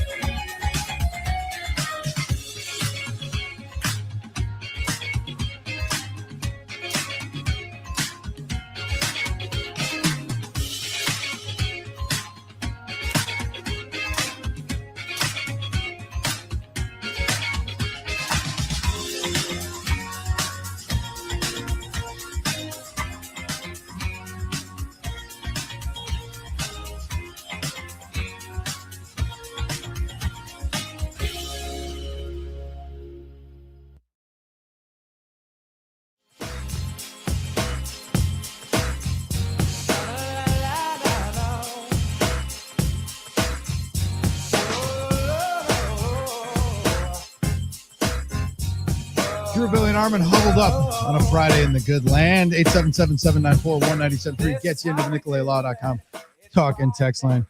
We make it a point on this program to call out hypocrisy, especially when it emanates from our own studio. And I will raise my hand right now and say that while I'm on record, and Armin knows this, that I think the movie Field of Dreams is a steaming pile of dung. Well, sure, yes. It is not a baseball movie. Waiting for this. And it is not a good movie in any way, shape, or form in terms of the story. And Matt Miller and I can go at this really hard if we want to go really get deep into the weeds. But it's cool that they play the game in Iowa in a cornfield and that they had 26 Hall of Famers walk out of the cornfield before the game last night. They look good, man. Two The things visuals can are be cool. true. Yep, I agree with you. Two things can both be true. I love that because I wasn't expecting that take from you. I was getting ready for you to make fun of the whole thing. So I'm glad you did because I loved it, right? When those guys walked out. Did you love anything more than Paul Molitor as the Twins are playing in the game, walking out in a Brewers uniform? No, that was cool. I mean, because Paulie is always associated himself with the Brewers in terms of the most important part of his career. I know he went to Toronto and we know about that in Minnesota, but he's always been a guy that said, I remember he famously said, I have to go into the halls of Brewer, all these things. Yep. You had him, Mauer, Blylevin. Well, I think CeCe was there, wasn't he? A bunch of guys. CeCe was there. 26 guys. Jim walked out of the Tomei corn. was in there. Yep. 26 guys walked out of the corn. And I saw Vasgersian walked out and then walked back in. He's like, I just remembered that there's a taco stand and a recliner back in the cornfield. So he walked out and he walked back into the cornfield. Now, a buddy, sorry, Billy. I was just going to say a buddy of mine was there, but there's bleachers now and stuff. I was like, did that ruin the vibe? He's like, no, it was pretty awesome. Oh, sweet. Yeah, that had to have been an awesome thing to see. He lives in Iowa and his kids, and he said that his young kids were excited because seeing the movie Field of Dreams made them feel like important as a sports fan in Iowa for the first time because they don't have Major League Sports. So they're like, we're special. We're in Iowa. And good teams are coming here, real ones. Again, the Cliff's Notes on why I hate the movie. First of all, I don't consider it really a baseball movie. And the inaccuracies, Shoeless Joe Jackson portrayed as kind of a hero in this movie when he's actually the original Pete Rose. Right. He fixed the World Series in 1919. He was a left-handed guy from South Carolina, played by a right-handed guy, Ray Liotta from Brooklyn, with a Brooklyn accent. Tough scene. Yeah. So that's a tough one to get over if you're any kind of baseball historian or purist. But the premise of the story that this guy, Ray Kinsella's decision to plow under 3 acres of crops is going to bankrupt the farm. Like 3 acres? Really? Well, margins, I mean. Really? And that was right after the farm crisis in the 80s. 3 acres. It came out in 89, but I don't know farming. Okay. And it's the father-son relationship. It's like, okay, they don't develop that though. Other than arguing about, like, the kid didn't like baseball and thought he called Shoeless Joe Jackson a criminal. There had to be more to the relationship that's never explored or discovered at all. And we only get the one side of it. And it's all solved with a game of catch. And you're allowed to, if you had a tough relationship with your father, then you ascribe your own face. You had a good relationship with your father, you ascribe. It's like you fill in the blanks and the holes in the plot with your own memory bank. Put yourself into the moment. Oh yeah, 100%. It is. So it's like, it's not a good movie. Then there's this subplot, the whole Moonlight Graham thing, but the subplot also with his wife is like against him to plowing down the thing. Then she's for him. And then she goes to a PTA meeting and she's like a 60s radical railing against mom's banning books. And like, well, you have to have a storyline. You have to have a storyline, but the movie opens with the scene, like his mother dies in a car crash and he's a little kid. And he's raised, but they never, like, that might've impacted his life and that might've affected the relationship between them. They never explored it. Okay, well, it's got so many holes that you can drive a truck through. It's just a bad, sappy, syrupy movie that like lets people project their own feelings onto the movie that aren't there. It makes you feel something. I mean, look, in Bull Durham, Kevin Costner's making out with Sarandon for like 5 minutes at the end of the movie. We didn't need that either. I'm just saying. So, okay. And some of the performances are stiff. And James Earl Jones tells Ray that this whole baseball thing is his penance for what? For what kids don't disagree with their fathers when they're teenagers? Yeah, everyone, right? I love how passionate. I gotta be honest though, it's just a crap movie, and it's not a baseball movie. Go. Really, it's just not.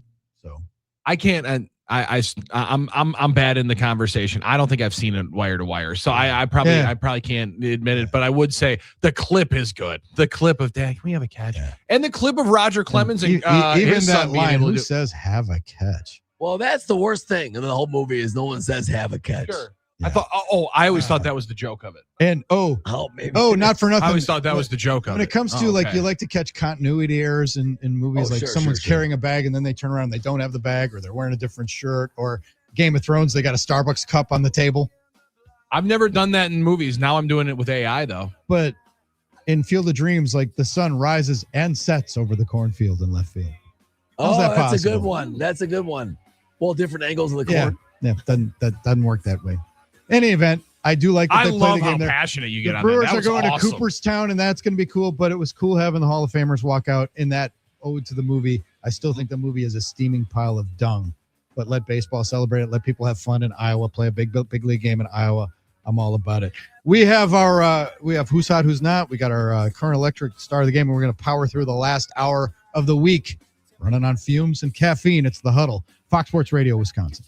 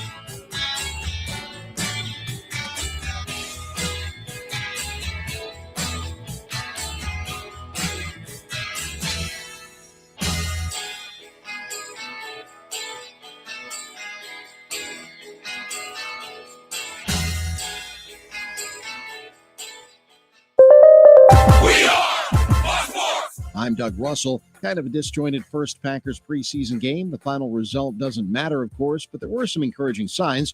Trey Smack, the rookie kicker that had been struggling in practice, was solid. He went 3 for 3 on field goals of 37, 58, and 38 yards. He also made another 58-yarder that was nullified by a penalty. The Packers lose 28-9 to the Steelers in Pittsburgh. They'll be back on the practice field on Sunday.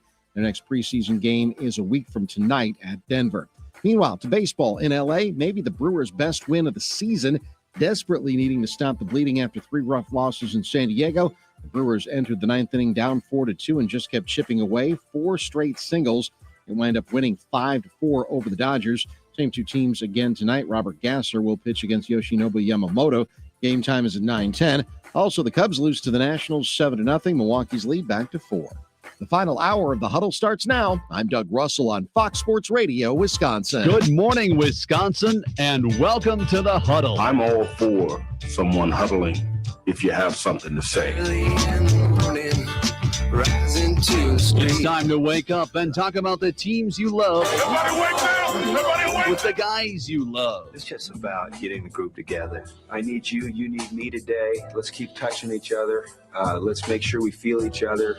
Let's make sure we smell each other's breath. Watch us on YouTube, Facebook, and X. You need 15 or 20 huddles to correlate with a number of cameras. Take the cameras off the field, and there'll be no huddles. Now gather around because it's time to huddle up. West left slot, 323 wide stick on 1. Ready, Bill for blitz. If it looks like man coverage, I'll check. I'll go 200 get. You got to cut and crack. Now cut and crack. Red, right, 18 Bob on 1. Ready, cut him and crack. If you look at this play, what we're trying to get is a seal here and a seal here and try to run this play in the alley. We got exactly what we got to do. All right? That's all we go more down to. Let's go out and kick the tape. All right? Hey, yo. 1, 2, 3. Keep doing what you're doing. Sit our guys after and make the play. Be right all the way outside. Wide, left, fake, 396 bag, D hand, C puck. Is that long enough for you? I want you to be proud of your profession. It's a great profession. Go out there and play this ball game like I know you can play it. With Drew Olson, Mythical, legendary figure. Bill Schmid, Oh, my God. This man's been out all night. and Armin Sarian. Zip. Don't get scared now. Sanchez, we ready? Fox Sports Radio Wisconsin is on the air. Welcome to the 7 o'clock club, the Huddle, Fox Sports Radio, Wisconsin. Drew, Billy, and Armin bringing it to you. 920 Milwaukee, 1070 Madison, iHeartRadio app, streaming live, Facebook, X, and YouTube. Having some fun after a great sports day. Should be a great sports weekend. Brewers playing the Dodgers all weekend. An uplifting victory last night. The game of the season. Hard to say that there was a better one, Drew, and one that they desperately needed, man. Like out of the depths of despair, going to lose 4 straight games out west and feeling like this could be the downswell of your season. Instead, all of a sudden, you pick up a game in the standings. Yeah, in about, 36 hours, they went from their worst loss of the year to the best win. To the best win. And I fully believe that win could have came against 28 other teams and it wouldn't have felt nearly as good as the one last night did. You put together 3 runs in the top of the 9th inning when it felt like you were absolutely dead. They bring in Mr. Trumpets himself and Edwin Diaz. He blows his 4th save, gives up 3 runs. The guy that they bring in after Vesia has been nasty. You end up getting a couple of hits off with lefties. And some of the guys that you desperately need to get going again were a part of it. Like Garrett Mitchell, again, rightfully so. People have said, Christian Yelich, what the heck are we doing with the bat? Seems like people are starting to come around to say, William Contreras, what the heck are we doing with the bat? Are we kidding me? Garrett Mitchell over the last almost month has had the worst month of the season. Nice to be able to see him get a hit with runners in scoring position. They go 3 for 28 in the series with the Padres, and then string together 4 hits on 5 singles and 3 runs in the 9th inning. Small market rally, Drew, against a big market club in the 9th inning. That's how you're going to have to win playoff games. And nice to be able to see him be able to do it against that bullpen last night. Just so badly needed, and that offense, it looked bleak. And coming up with that rally at that time and that situation in that place when the Cubs had lost already and you want to get a game back. I mean, wow, what a huge moment. Senzatella struggling. Big time. He was trending. Druin pitched a solid game against a good lineup, and that was good, encouraging. You take that anytime from Drosho. Yeah. And Drosho. Is that his name? I've now heard you drop that twice. Are you trying to name him that, or make fetch happen, Armin? Trying to make it a thing. See, the Drosho. because it rhymes. Dro. Oh, thanks for explaining it. I didn't realize that was. Yeah, the Dro Drew, show. did you realize that rhymed? I didn't realize that. Holy. Not quite alliteration, but it does rhyme. Oh, okay. Yeah. Dang. Well, I was also trying to think think of. I might wait for Dolph, but I was also trying to think of something for Zach Bakabawele now that he's EBB. Call him homegrown or something like that. Zebok. He likes Zebok a little bit better. Well, Zebok's good, but I was going for the Zach Brown thing. But Zebok's actually pretty good. Zebok's pretty good. I like that. Now, anybody wondering, was anybody asking online? I guess we were knee deep in Packers OT to really know. Were people mad that they yanked Drowan for Senzatella at that moment? Because you're right, he is struggling a little bit. I still think he's a good arm and still an arm that you ultimately are going to want. I don't think so. But I mean, like a fire to put out. They did was walk one. It was like the results, though. I mean, my boy Dan Needles was firing him up, and he was so mad. Oh my goodness! I saw Needles. I'd rather see anybody but Senzatella, and that includes Scott Carl. Great call. He's on Twitter, Scotty Carl catching strays. I like Scotty Carl. He said anybody. He said, so that was funny to see him fired up. That was funny. Yeah. Because it wasn't like Drowan was in a bunch of trouble. He walked Pajes, but I mean, it was just like, Freeman's still going to be coming up. They swing Tommy Edman around to the other side, but that lineup just keeps coming at you. You got a guy that makes $60 million this year, coming off the hitting seventh, and Mookie Betts, a surefire Hall of Famer pinch hitting because he's a sub 600 or 700 OPS guy. Like the Dodgers being able to have some of their best players have some of their career worst years. And still be in the threat to be the number one seed. Just it's incredible what kind of roster they have, dude. It is just an incredible murderer's row. And before Muncy hit it into Huntington Beach, exactly, on top of the San Gabriel Mountains. I did see the stat, like Senzatella had good career stats against him. So I wonder if that was the impetus of the change as well and going to him. But the matchup in theory process. I think he batted like 120 lifetime off him or something. So I think that was part of the idea. But and you can't take it for granted. We said DL Hall's like the hidden hero of the game because he pitched 2 scoreless innings to keep the Brewers, give him a chance. McGill comes in and he's been pretty nails, and that's a pretty high leverage situation right there. Massive spot, dude. Facing the Dodgers with a 1-run lead in that against that crowd. So a great night all around for the Brewers. Time for a little Who's Hot, Who's Not, Billy, brought to us by Donovan Jorgensen. Heating and cooling, locally owned. Your experts in HVAC for 40 years. Check them out. DonovanJorgensen.com. Who do we got? Who's hot? Who's not? Well, Eric Carrow's hot because I just realized that he was the all-time leader in home runs in Dodger Stadium before Max Muncy beat him last night with the 131st home run. I did not unfamiliar with Eric Carrow's full game at that point. I just knew that big old head and the strapping lad that he was. Massive human being. But that was I remember that it was like, I think Dan Patrick, maybe they were talking about it a while ago, like who was the leading, homer in Dodgers. No one could answer that. Like that was one that everyone said Piazza or somebody like that. Maybe Miguel, I could have fired out 60 different names. I don't know that I would have landed on Eric Karros. Good for him. Good call. You remember the old Brooklyn Dodger guys, maybe Duke Snyder and those guys, but that was a tough one. Yeah. Yeah, I don't know that I would have fired Duke Snyder up, but I appreciate you giving me that credit, Armin. But Max Muncy's 131st home runs at Chavez Ravine last night that put the Dodgers up 4-2 makes him the all-time leading home run hitter in the third oldest stadium in baseball as well. So that's something to be celebrated. But luckily, we get to see it and celebrate it for Dodgers fans in a fat L as the Brewers get the win. We got to celebrate whenever the Cubs catch an L. They are not necessarily not hot, but they lose yesterday.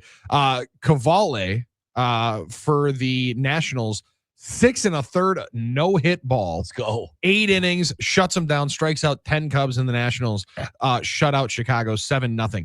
Couple of wild pitching performances yesterday.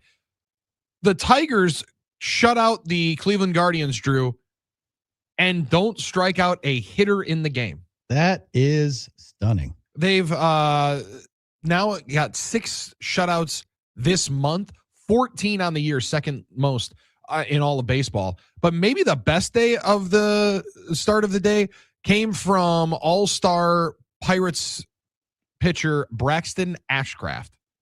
No, not starter Paul Skeens, who was seen on a beautiful Miami beach, hanging out apparently maybe a little bit too much around the midsection area. Braxton Ashcraft, 9 innings, 3 hits, 1 run. It was a solo shot by Owen Casey in the 9th inning in a 13-0 game. He walked 1, struck out 10, faced 1 over the minimum on just 85 pitches. Yeah, that's wild. Just wow. Stunning. That is a stunning efficiency. That's a Maddox on steroids. 85 pitches, K10, and go a complete game on the road. Especially for a guy that'll go get you at racquetball, and croquet the next week. Braxton Ashcraft, guy that's doing your taxes and stuff like that. Yeah. He is going to tell you about the investment portfolio that you really should be looking at. Yeah, low risk. In front of a raucous crowd of 8,223 that paid to see it at Lone Depot Park. I mean, and so, and you alluded to it, so we have to touch on it. Paul Skeens getting fat shamed. Oh God, he's walking on the beach with Livy Dunn, and that was impressive. The impressive part is that people are talking about his body more. I know. Correct. Yeah, I don't know. That wasn't exactly where my eyes obsessing about necessarily him. went. She just got off the set of Baywatch, and looks like she hasn't had a carb in about 3 years. Right. It's usually like, I don't know how she's drinking all the Miller Lite, though. I know, but we remain. I looked like that and drank Miller fans Lite. of Livy Dunn, but Skeens and there is.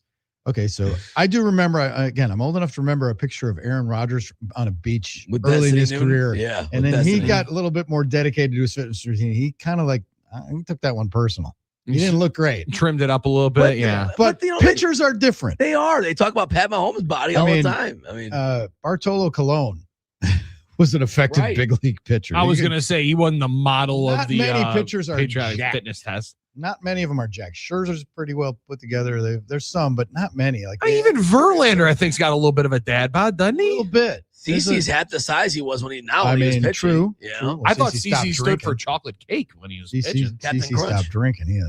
That was a big part of it, yeah. Beer a day. I mean, that was. But and a box of Captain Crunch. That was it. Captain Crunch, Sebastian. I mean, David Wells famously was. There's the boomer. I mean, so you can be. You don't have to have a perfect body to be a great baseball player. No, in fact, it's all about being loosey and limber and getting extension and being, having good mobility. It's not and flexibility. It's not really about the raw strength and being. But Skeens looks better than most dudes and looks. It's for starting pitchers. He's okay, but he's not pitching well. He's lost velocity, and people are going to jump on anything they can. They're just looking, and he's with one of the hottest women in the planet. That's always part of this, yeah. And that's just a part of it. But that was something though to watch that, and culturally to see people shame him for that. I didn't have that. I'm really, really glad I was on the internet for it though. I'm really glad I didn't miss it. I think my favorite part of the AI generated quadruple pulse where he looks like Chris Christie. Those are all funny memes. We're just rolling down to his knees. Just so good. The only annoyance for me is it seems to be this low-hanging fruit for sports fans where it's like, guy, what's the guy doing on the beach? You should be watching film. It's like if you have a bad performance, you can't live a normal life. People always will do that about guys that aren't playing well and they are doing something recreational or fun, and people get upset about it. The headline, and it is what it is. It's natural, but the headline was Skeens hits the beach the day after his velocity dips. Like he's got to stay inside and cry all day. That was the post. Yeah, exactly. I never ascribe to that as much. It's guy enjoying lunch day after he loses. Well, okay. Yeah, how dare you? You should be watching film. You shouldn't be eating. I think it's low-hanging fruit. It's akin to me to blaming trainers for injuries or blaming medical staff, but it's what we do in sports. It's what we do. It's the leap we make. I do. I would wonder as you just see more and more people trying to take shots and enjoy the victories of it. How long does he play? Do they shut him down? The velocity drop is a serious thing for them. I would wonder if they would be poised to want to push him to the end of the year. There's no injury, dead arm can be real, but. Because they had wind in their sails around the deadline. They went and grabbed Luke Weaver, the hottest name on the market for a closer. They're 6 games out of a wild card, and they have 5 teams to jump. They make it. So that's a tough scene at this point with 40 games left. Especially if Skeens isn't Skeens, right? They count on him to be otherworldly, and if he's not, and people are reverse engineering. Did he waste his bullets pitching in the World Baseball Classic? Well, that's the other question. High intensity innings against Mexico and the Dominican. He pitched 4 innings against each team. And he was one of the only guys that started 2 games, right? I think Skubal dipped. Skubal left, quit on America, and then and then also had loose bodies in his elbow and had to have surgery. So there's something to it that maybe isn't the greatest thing for him, but damn, I still sure enjoyed it. Also in the Who's Hot category, I just wanted to make sure I got this in just before we wrapped up with Donovan Jorgensen heating and cooling. He got mentioned earlier in the day, the Arizona Diamondbacks, Corbin Carroll. You threw his name in there? Oh, yeah. Did you know Corbin Carroll is dating Miss America? I did not know that. I'm not surprised because he's a good-looking dude. Good-looking dude, and he lives in Scottsdale. All right, probably got a good shot. Got a good chance to be net some. But they posted a phenomenal video of her singing the national anthem and surprising him at the Diamondbacks game. He's like, "Wait a second, what's she doing out there? Wait a second, what's happening?" Did she put his hair behind his ears like Justin Herbert and Madison Beer? There was no kissy boo boo going on at home plate, Drew. Because again, Corbin Carroll is an upstanding member of society. No, we're not gonna fraternize like that. We'll save that for the batting cage. You know who else remains hot? Emma Broyles, by the way. The kids from Whitefish Bay, Wisconsin. That's what I wanted to say. Way to go, guys! They beat Missouri yesterday, and they're one game away for making it being the first Wisconsin team to play in Williamsport ever. And I'm sorry, I told Mike Heller yesterday, who's back with us on Packers Radio Network.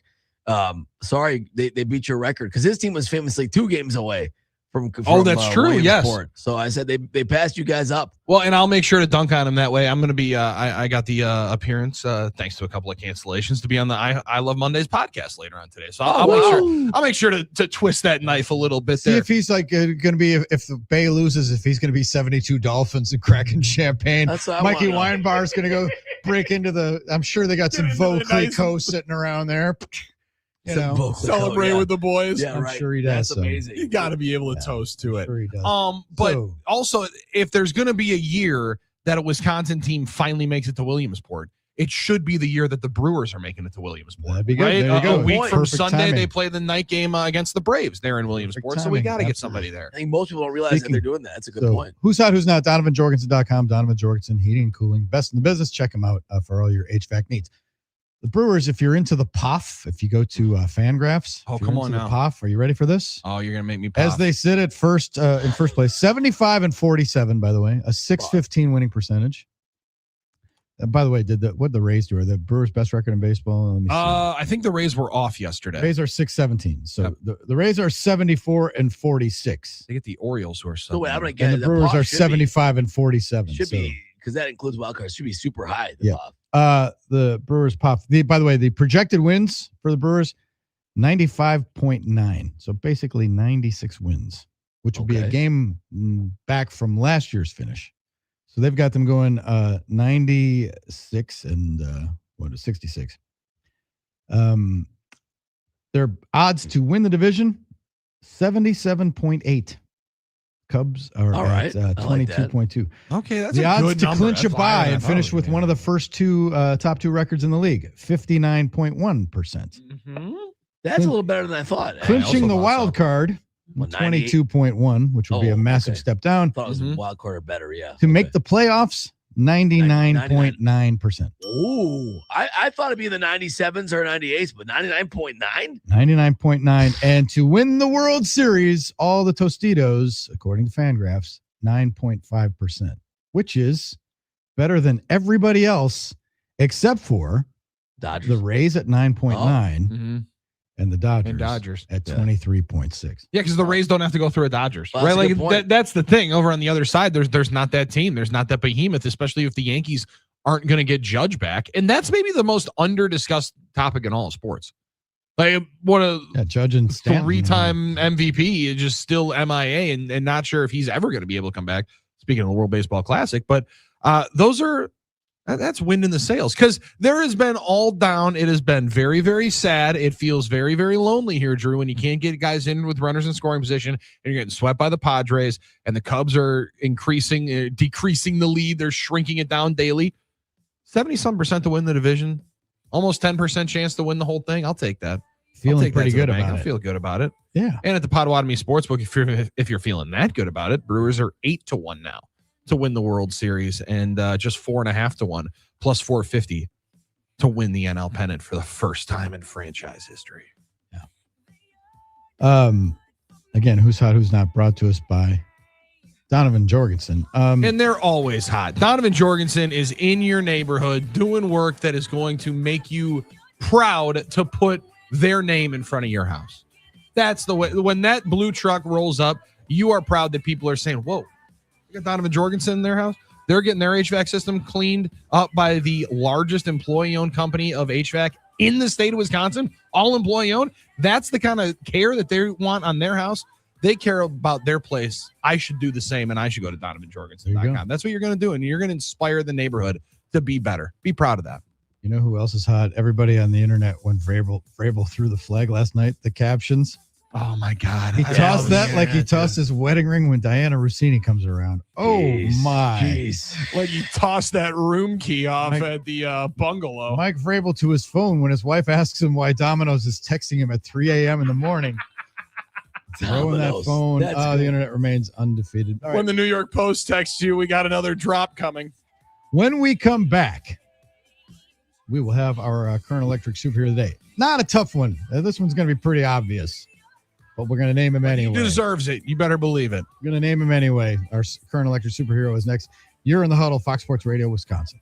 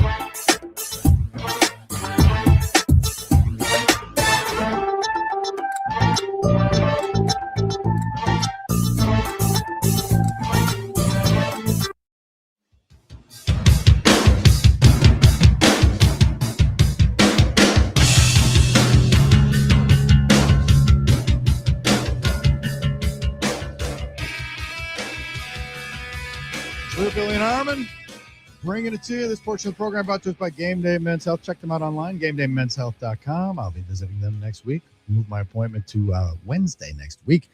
Find a clinic near you, sign up, get that no-obligation consult, and get going. GameDayMen'sHealth.com is the website. Get back in the game with Game Day Men's Health. All right, it's time for us to name our current electric superhero of the day, and this one was sealed by halftime of the Packers game last night. Snap. In, baby. Here it is. Placement made. Kick end over end to the uprights. And it is. Oh, man. I mean, with plenty to spare. Center cut. Wow. Trey Smack smacks it through the uprights from deep. The young man who's had a rough go of it in camp with Bobby Domofsky charting his misses and everybody 28, Drew. Tweeting it in triplicate. Made 4 field goals last night. 3 of them counted. 2 of them were 58-yard bombs like that one. Trey Smack is our current electric superhero of the day, brought to us by Current. CallCurrent.com is the website. It couldn't have been anybody else. Like a lightning bolt, like that Current Electric logo. He strikes with that right foot. Now, a couple of parts of it. John Kuhn on the TV broadcast accurately said, I may have declined the penalty on the first one. There's a chance I may have declined the penalty, taking the 3 points, give him the credit for the 58-yarder. But then to be able to get another opportunity to kick one, even better. You can't manufacture those opportunities. But for him to be able to have the pressure moment that was the end of the half, Kyle McCord, listen, every Batman, there's a Robin. Kyle McCord, a little bit of a superhero as well, being able to lead that drive. Jacob Monk, smartly not grabbing the ball, letting the official have it after Will Shepard caught it. Drew, they executed that to the absolute perfect decimal point. I think 12 seconds is the absolute limit that you can run that play. They ran it perfectly. Trey Smack knocked it through. And Matt LaFleur went full Allen Iverson defending this cat earlier this week. That's right. Guys, we're talking about practice. Practice. I understand I'm supposed to be there and lead by example. Yeah. Who cares if he makes it? There's 3,500 people standing here, and some of them are standing behind a chain link fence. That is not NFL football. This one was in front of however many people paid to see it at Acrisure Stadium. They stayed for a majority of the time. But that's a tough stadium to kick. Notoriously one of the more difficult spots to kick field goals, and he booted 2 big time ones through, all of them right down the middle. That was a heck of a night for Trey Smack. And the other thing I liked about it is we've spent so much time on the nervousness part of Trey Smack and what we're anxious about with him, obviously the inconsistency in practice. But last night, besides just making the kicks, was an example of why you're excited about him, why they went and grabbed the guy, why you're hoping he can be transcendent at that position is his just ability to boom those deep ones. And, you know, Aubrey and Dallas, I'm sorry, you're right, Billy, has changed the game. You talked about this, has changed the game with kickers.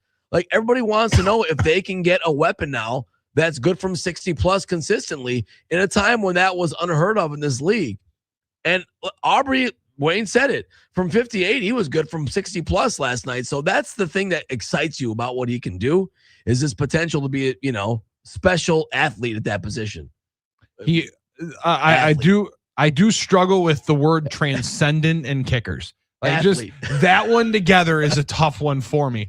But Mason Crosby is the all-time leading scorer for the team, and a number that probably will never be beaten. Right? Like that's going to be a tough number to beat for Mason Crosby. And he started as a rookie who was kicking like 75%. Yeah, that's the other thing. Yeah. And they had plenty of time to be able to trust him because they gave him like 3 years doing that before ultimately he made big kicks in championship games for him. You got to get to the playoffs for Trey Smack to be able to prove that. We got to get to the regular season for him to make more kicks that count. But, Drew, it sounds like he's about the right stuff. And the attitude after the game, I'm excited for people to know and hear it because it seemed like he wasn't going to get too high and wasn't going to get too low, studying at the Jake Bowers School of Temperament. We heard it last night. Our locker room reports brought to us by Potawatomi Sportsbook, the official sportsbook of the Green Bay Packers. And the This is Mr. Smack from last evening. Trey, pretty good night, huh? I hit the ball well. Did anybody kind of warn you in advance how difficult it is to kick in Pittsburgh? No. I mean, we looked at it. We looked at where we were playing. I mean, Cal's played at Pitt, and he was just there his past offseason, so I talked to him about it a bit and talked to my coach about it. And so, I mean, Yeah. What was your mindset coming in? Like, how did you settle in, especially when you have a 58-yarder for your first? Just trust the operation. Cal and Dan do a great job of getting the ball down long enough so I can see it, and then from there it's on me. So I just have to trust my operation. What is that like mindset operation through your mind at that point? Just trust it. Let your body take over. What was it like? You hit a monster kick in the first quarter. There's a penalty. You guys get a first down, but you end up having to kick again. Was that difficult at all? After you think 3 on the board and it's a monster. Every kick's kind of the same. I view it. I kind of try to hit the ball as best as I can every single kick. So I viewed that, 38, 35. I don't know how far it was. And the deeper one, I kind of treated it as the same. Trey, butterflies before the game during warm-up, same as a game in Florida, or a little bit higher today? No, just about the same. Pretty relaxed, even keel.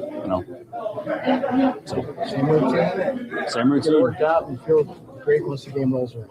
Yep, same routine. Do you feel some relief after performing the way that you did tonight? I don't really try to feel relief in this, kind of business because we always got next week. We always got to play next week, and my mind's already switched to the Broncos.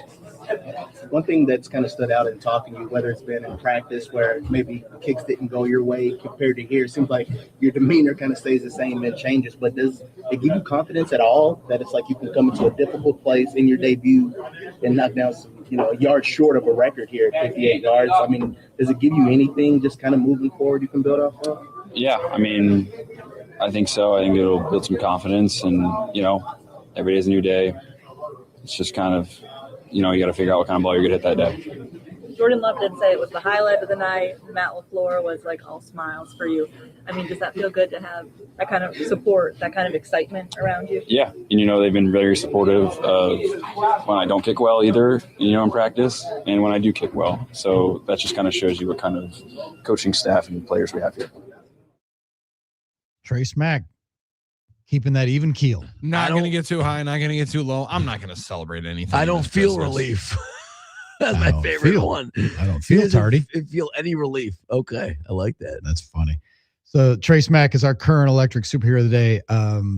Second place would be Kyle Schwarber for hitting the first at bat. Homer right into the corn. Celebrate everybody there in Iowa. And 2 on the night. Kyle Schwarber's just a machine. Jake Bauer's opportunity there for the game winner, but a small market rally. Drew, everyone deserves a little bit of celebration last night for the Brewers. There's a graphic that will warm Armin's cockles. I'm ready. Armin's the historian of the group. Schwarber hit the home run, and there's a X account at TV Sports Updates that I follow. It's pretty good. Oh, that's a good one. Yeah. They have a chart here, a little graphic. The first player to hit a home run in a non-exhibition MLB game televised as part of a national coverage on, and the little hashtag does not include games shared with other national networks like the earliest World Series, which used to be on more than one network. First home run hit on CBS as a network was by Andy Pafko from Boyceville, Wisconsin. Wow, let's go. Who played for the Brooklyn Dodgers and the Milwaukee Braves.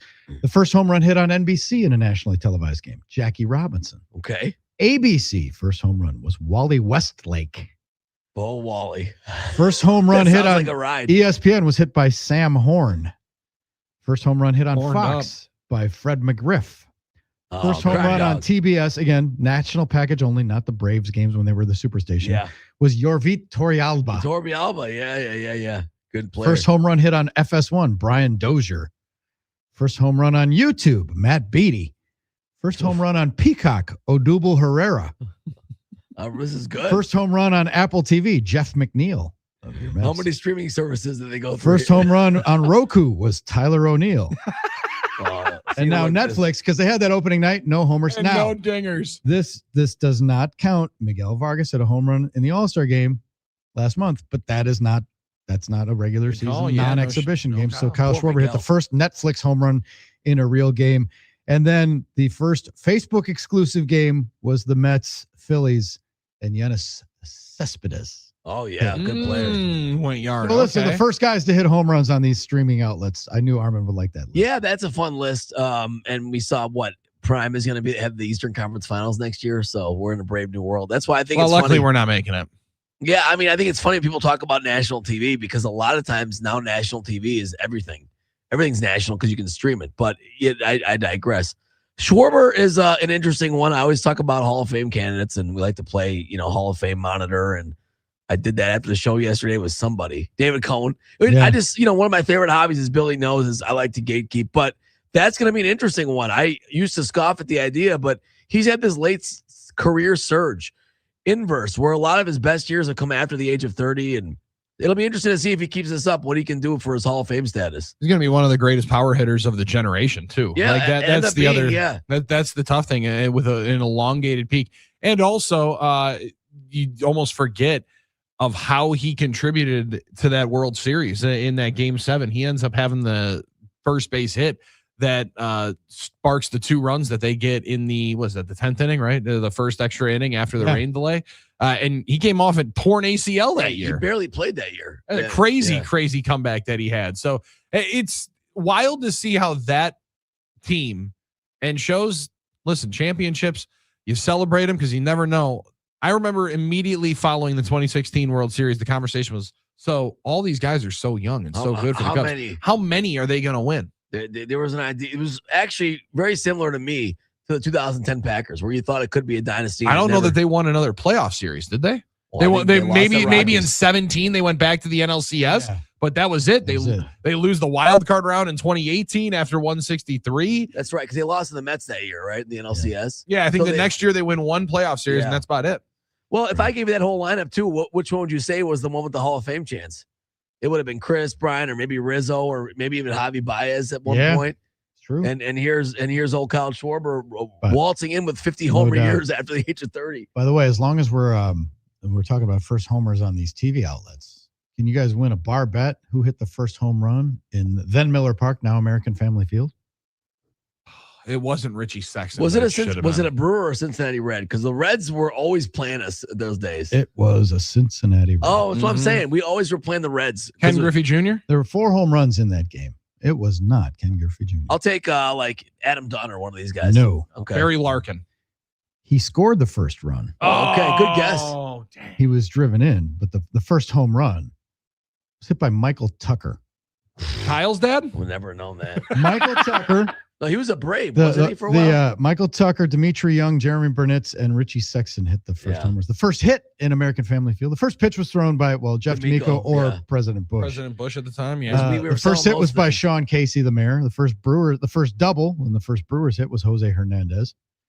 You know who hit the first triple in Miller Park history? Chad Moeller. No idea. I'm going to guess Belliard or somebody. This is one you can Spivey? definitely win a bet on. Jeff D'Amico. The Brewers starting pitcher hit a triple. Wow, I love that. I love that. Now, on opening night? It was not. It was in his second start. His second start? When I worked his at the second store, start, it was April 12th. It was a week later. Guys, when I worked at the store, we had boxes of extra commemorative first game balls. First game with baseballs, those Reds. yes. So I knew it was the Reds. We had boxes, and they would sell for $1 to all these kids that wanted a souvenir on like Cub Scout Day. Yes. Coming in with their sweaty dollar bills and stuff. Armin, like that. I'm telling you, I think I had 5 of those at home. I played with the mini bat until I was maybe 13 that had that opening series of Miller Park logo. And I know for certain, I'm almost positive my dad wasn't at the game. He went and grabbed all of those discounted rackets. You got to celebrate all of them. That's phenomenal. I actually don't know that I've seen. I shouldn't say that. I do know that I went back in Armin Sari and some of it. What kind of cold winter day it was that I was YouTubing highlights of the opening game at Miller Park for that first night. I'm pretty sure they have the full TV broadcast of the first game at Miller Park.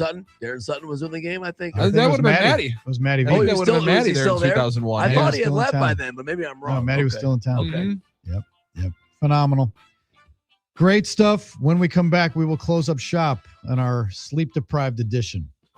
Friday edition. I mean, we'll clean up the comments. A lot of good comments. We'll clean those up. Yep. Clean up the comments, and we will have our Wake and Bake story brought to us by Happy Place Hemp. We are going to shut it down for the weekend. Next, you're in the Huddle, Fox Sports Radio, Wisconsin.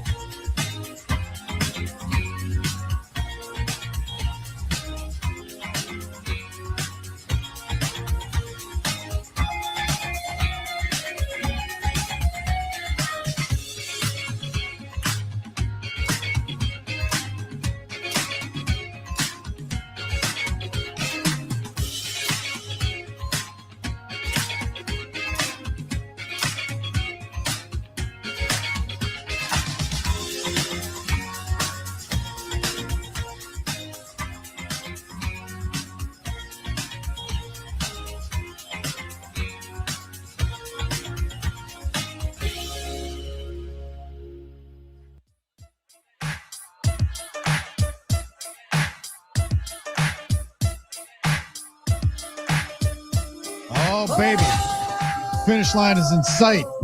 For us, anyway. For those of you just starting your day, we hope you have a great one, but we are going to shut it down momentarily. The Huddle, Fox Sports Radio, Wisconsin, 920 Milwaukee, 1070 Madison, Drew, Billy, and Armin.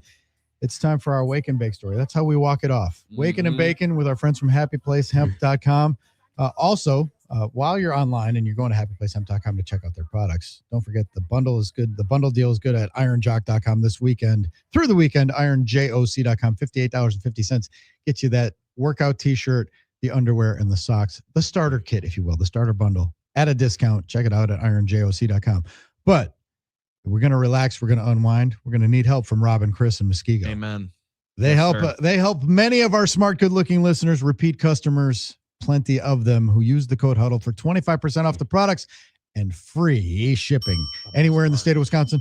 Anywhere where it's legal, they'll ship it to you, and they're the best. And they ship really quickly. So if you order it today, you might see it on Monday.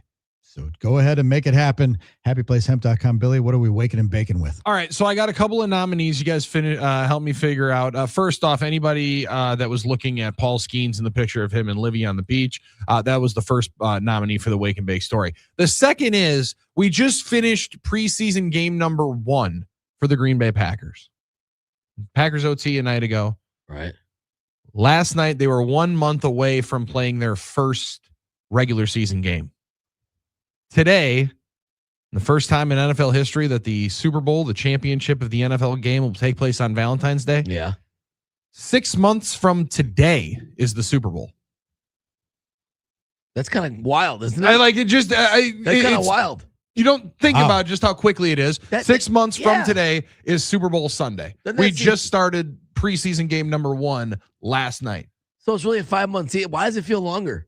Because there's so much action. They play almost every single night now. And the draft. And it's captivating. It's a full season. It's the longest off season, the shortest season. No wonder why it's the number 1 sport in the world. But that mind melted me for a second. But I did want to light up and spark up and wake and bake for one final time, celebrating the life of Don Nelson. His celebration of life yesterday was in Dallas for the second winningest coach in NBA history. The amount of guys that showed up for this event and the people that spoke to the Dallas Morning News, the quotes were phenomenal. ESPN has a great write-up of it. For everybody that loved the 80s Bucks, go and read it because you will enjoy the words of it. But I can't wait. Steve Nash mentioning everything that he did for him. Dirk Nowitzki was unable to attend the service because he was with his family in Europe, but posted a message on social media and talked about when he came into the room, everything lit up. No way, really? He was funny. He was loud. He was joking, but he's truly one of a kind and the ultimate player's coach. Rick Carlisle spoke, talked about the Nelly Ball ways of changing the game, as well as Sidney Moncrief, Donnie Nelson, his son, Tim Hardaway, Chris Mullen, and obviously Owen Wilson submitted a video message. I love that. Because why wouldn't Owen Wilson also be a part of Don Nelson's celebration of life, man? 86 years, a hell of a run. Greg Popovich was a part of it as well. And Pop said, it's obviously sad for everybody that it has to be an event like this for a way to get together. But it's emblematic of what Nelly did for almost all of us. He had some effect on all of us in this church today. I love that. Yeah, watching a lot of 80s Bucks this week. it just keeps popping up in my, and it's just been wonderful. And yeah, that's awesome stuff. That's awesome stuff. Were any of those great Bucks moments were they narrated by Jim Irwin, the late great Jim Irwin? Well, they probably were I on think radio. there's a decent amount of them. Yeah, right? but it's hard to find those broadcasts. But they probably I bet Doug's probably got archival stuff from that.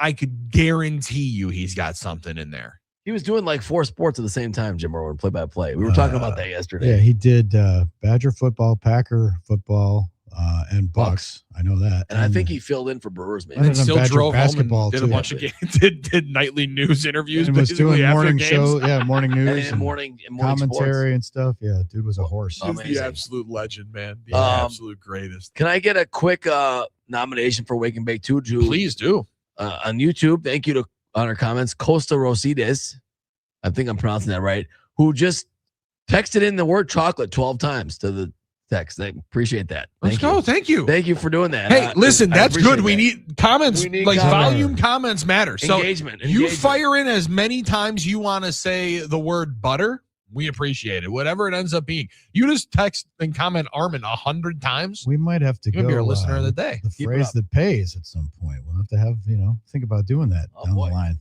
Yeah, there has to be some way of being able to do that. Yeah, maybe it'll be chocolate.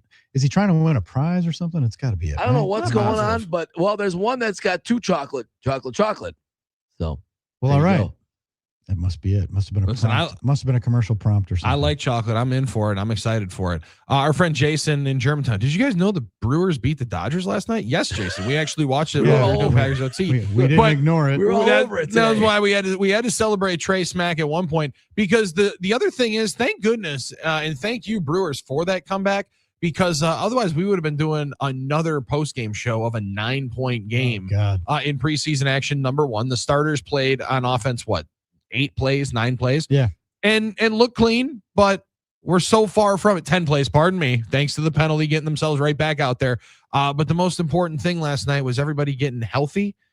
Darian Kennard, really the only name that went down of real note. Anthony Campbell's had a nice camp. Hopefully he's better.